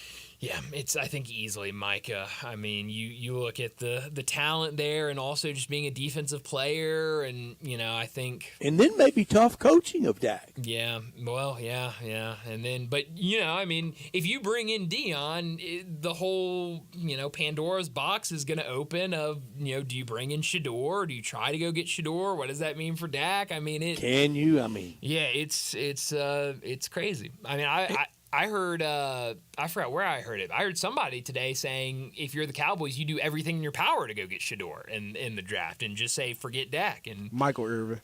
Was it Michael Irvin that said that? Yep. I didn't think it was Michael Irvin. I thought Well, I would be listening to him. maybe somebody was quoting him. This was like either a podcast host or a radio host. He was on or Cowherd, and he made the statement that that's where it was. It was Cowherd I was listening to, and he was, I guess, quoting back because I had just gotten in my car and I heard him say, "If you're the Cowboys," it was Cowherd saying it. "If you're the Cowboys, I think you definitely have to go out there and no matter what, get Shedeur." I had no idea he was quoting Michael Irvin. That's insane. Hard to tell anybody with the clout and the money that Jerry Jones has made, but especially somebody 81, they're not much into changing their ways. But he's got to. The next hire's got to be all about winning, nothing about sizzle. And I think immediately Jerry Jones is going to think, well, I get prime. I can sell out all those practices. Well, you definitely will. But no, that's the thing. To heck with that. Well, it's almost like the same conversation we have with the Grizzlies and injuries. Brett, I'm tired of talking about Grizzly injuries, right? When it comes to Cowboys, I'm tired of talking about the sizzle and the talk and the preseason hype. Being sold out at Thousand Oaks at training camp. I don't want to see the Doesn't win you videos anything. and pictures of them in California with sold-out practices and going and playing the Chargers and it being sold out with Cowboys fans. I just want them to win games. I want them to get a coach, whether You it's know who Deion. would win over? The biggest Cowboy critic, Stephen A. would come around. Oh, yeah, he definitely would. Maybe that'd be what it is. Maybe that Wait will till fix he says everything. our Cowboys. Oh, man. When I get both Stephen A. and you saying our Cowboys, Well, that will be a great day. I couldn't leave my lines. I've been a never, lifetime, at least 6 week fan. No, you've never this season said our 6 weeks Cowboys. 6 weeks for me in the lines. I think we're close to 6 weeks, maybe. And next Thursday, our day, Thanksgiving. Oh, man, the history, Brett. I mean, every single... They're not that good on that day. Well, and Brett, I know every single Thanksgiving, you make it a point to sit down in front of your television and watch the Lions on Thanksgiving Day. I mean, you have nothing else to do on Thanksgiving. That's it. It's not like you have been doing football games every single Thanksgiving in previous years. It's going to be different next week, not having Egg Bowl on Thanksgiving night. It will be. Yeah, I was looking at that last night. Obviously, I knew it was kind Well, of... I'll watch the Tigers and Tulane. Yeah, that'll be fun. But, I mean, even someone who I've known all year long, Tigers and Tulane are on Thanksgiving, and then the Egg Bowl. But looking at the slate, I think it was yesterday, the day before, I was just looking at it and seeing, 2:30, Egg Bowl on Friday. I'm going to my friend Richard Cross's house for Thanksgiving, and he's having 62 people. Whoa. 62. Whoa. And going there. And he said, "What time you think you'll get there?" I said, "I'm gonna get there early, and I don't have to leave." I said, "I'm staying till wrapping it up at supper You're time." eating everything. Appetizer, full course, and dessert. 2 years ago, we all had to leave real fast. Everybody, it was a lot of Mississippi State friends, and one of his co-hosts, Brian Haydad, is there, and is a great cook. Always brings a great dish. That sounds good. I stopped and buy a bottle of wine. I told Richard, I said, I can't cook anything. Hey, well, I mean, I'm sure people love the wine just as much as they love the food that's being served. I'm getting hungry with all of this food talk. Me too. About Thanksgiving. It's eating season. It really is. But let's go ahead and get to our final break of the day. When we come back, wrap up today's show with Crunch Time. We are real sports talk. Sports 56 WHBQ. Available on your radio dial at 560 AM and 98.5 FM, as well as around the world online at sports56whbq.com. Take us with you everywhere by downloading the Sports 56 app. And at home, just say, Alexa, play Sports 56. Wherever you are, stay tuned in to real sports talk. Sports 56 and 98.5 FM. I'm Gary York. I'm the service director at Lexus in Memphis. Our service department wants to be more than just a place where you get your oil changed. We do glass repair, windshield replacement, recalibration of your camera and sonar systems, even wheel repair, tire replacement, all the things you would expect from a luxury automotive dealer.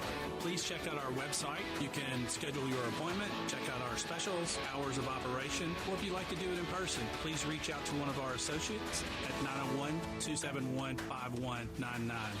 You know the great thing about having an event catered by Central Barbecue? What was that? They turn any event into a cookout. You stole that directly from their website. Well, I didn't expect you to have looked at their website. I've got events coming up. It's the holiday season, and there's no better way to make things easier than to have Central Barbecue cater it. They have everything. Box lunches, meat platters, nacho bar kits. And half and full sheet pans of their traditional barbecue sides. I'm looking at the website right now. You're quoting it verbatim. Not exactly verbatim. Word for word. This is a new level of lazy even by your standards. That doesn't make it any less true. You can't beat Central Barbecue Catering. It's just plagiarism.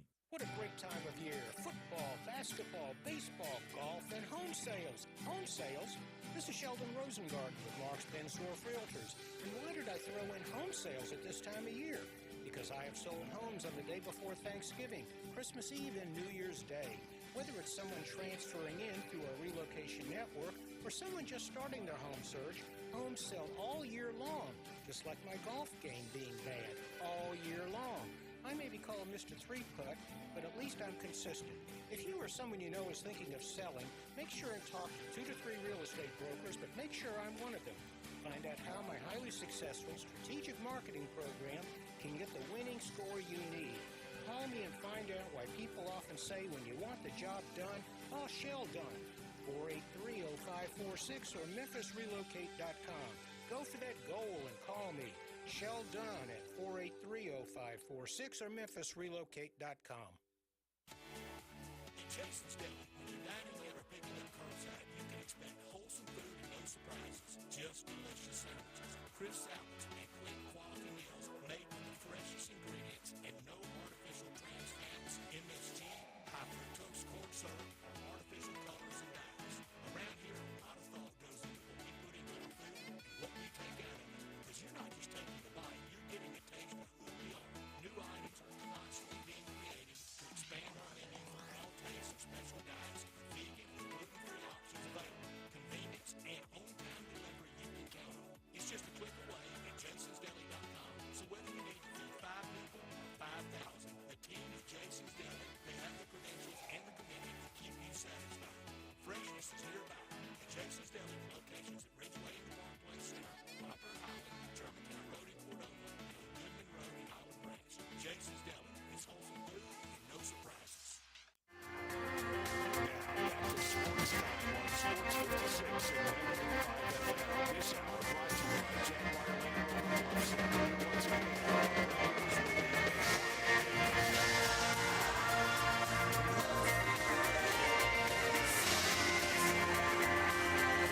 this is pretty cool, and we're just getting started, so.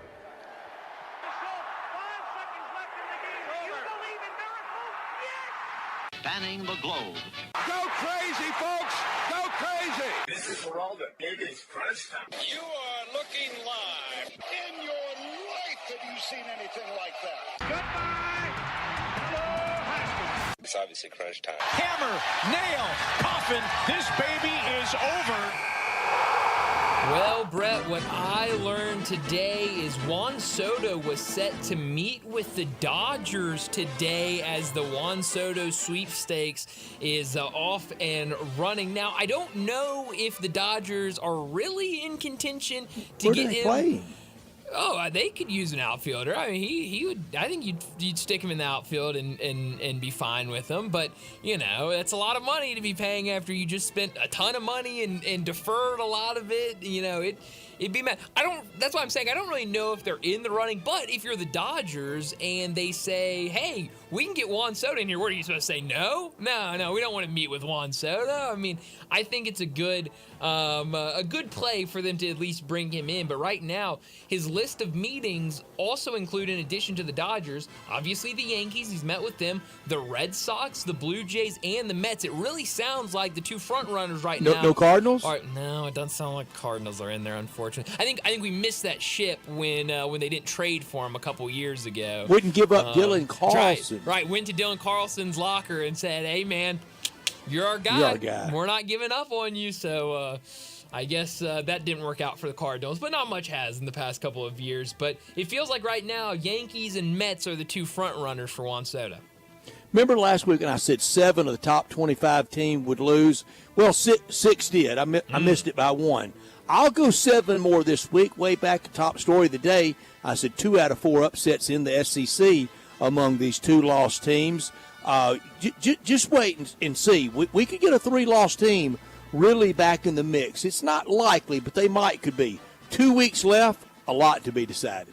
A ton to be decided, and you said it yesterday that this weekend is almost, like the upset weekend, spoiler weekend, and then rivalry weekend the next week. I mean, next week's ruin your lives. No, I love that. Let's trademark it and get it out there. But what I could have done without, would it be cheating for me to go right back to yesterday? What I could have done without yesterday, with all of these American coaches being fired mid-season. It's hard to believe that this conference, I guess it really isn't that hard to believe because the teams aren't that great, but it is tough to look up. And budgets are limited. And budgets are very limited. That's a very good point. But it's hard to look up and see mid-season coaching changes, and that nearly half of them are in this conference. Now, Brett, you brought up a really good point earlier when it comes to trying to find replacements for these coaches, that it's really tough for a lot of these places. And when you already have current coaches that are fine in their job. We had, I don't even remember the coaches that were saying, but multiple coaches in this conference have already come out and said, well, we can't compete with Memphis. Memphis, with the money they have, can't compete with Jeff Traylor said it at UTSA. Right. Jeff Traylor who said it. He said it a couple of times this year.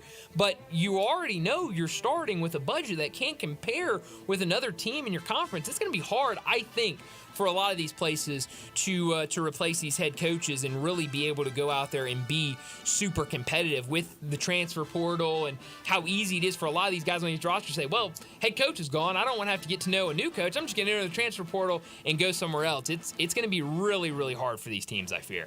I could do without the reaction. It's going to be over the top to the college football playoff reveal. It's going to be way over the top. I wish so badly they'd wait until about tonight for the first one. We're going to do this again next Tuesday. Then we're going to do it after Thanksgiving. Then we're going to do it conference championship week. And then we're going to do it for real. This is too much. It's a lot. What did we say? Did we agree last week that this should have been the first one, or did we say next week should be the first one? I think we said this somewhere week in there. First one. Yeah. It just feels like a lot, but we'll see what they say tonight. I know there's going to be a lot of intrigue on it. Where are you beaming? Beam me. I can't go tonight, but tomorrow night I'll go to FedEx Forum. But tonight at FedEx Forum, the jokerless and very average Denver Nuggets. They're real good. They're great with him. They're not very good without him. Won't have the Sounds uniforms tonight. They were straight fire on Sunday. And then tomorrow night I will go to see Philadelphia.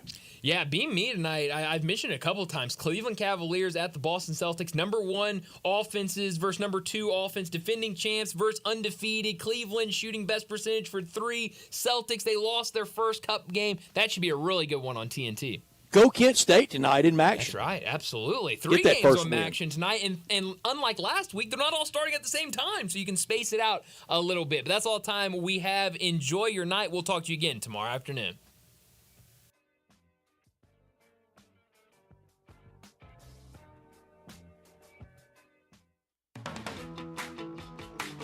Family Leisure needs your help. Family Leisure has inventory they've got to move because you know what season is coming up. So why wait? You can complete your ultimate game room with a new pool table, a new shuffleboard,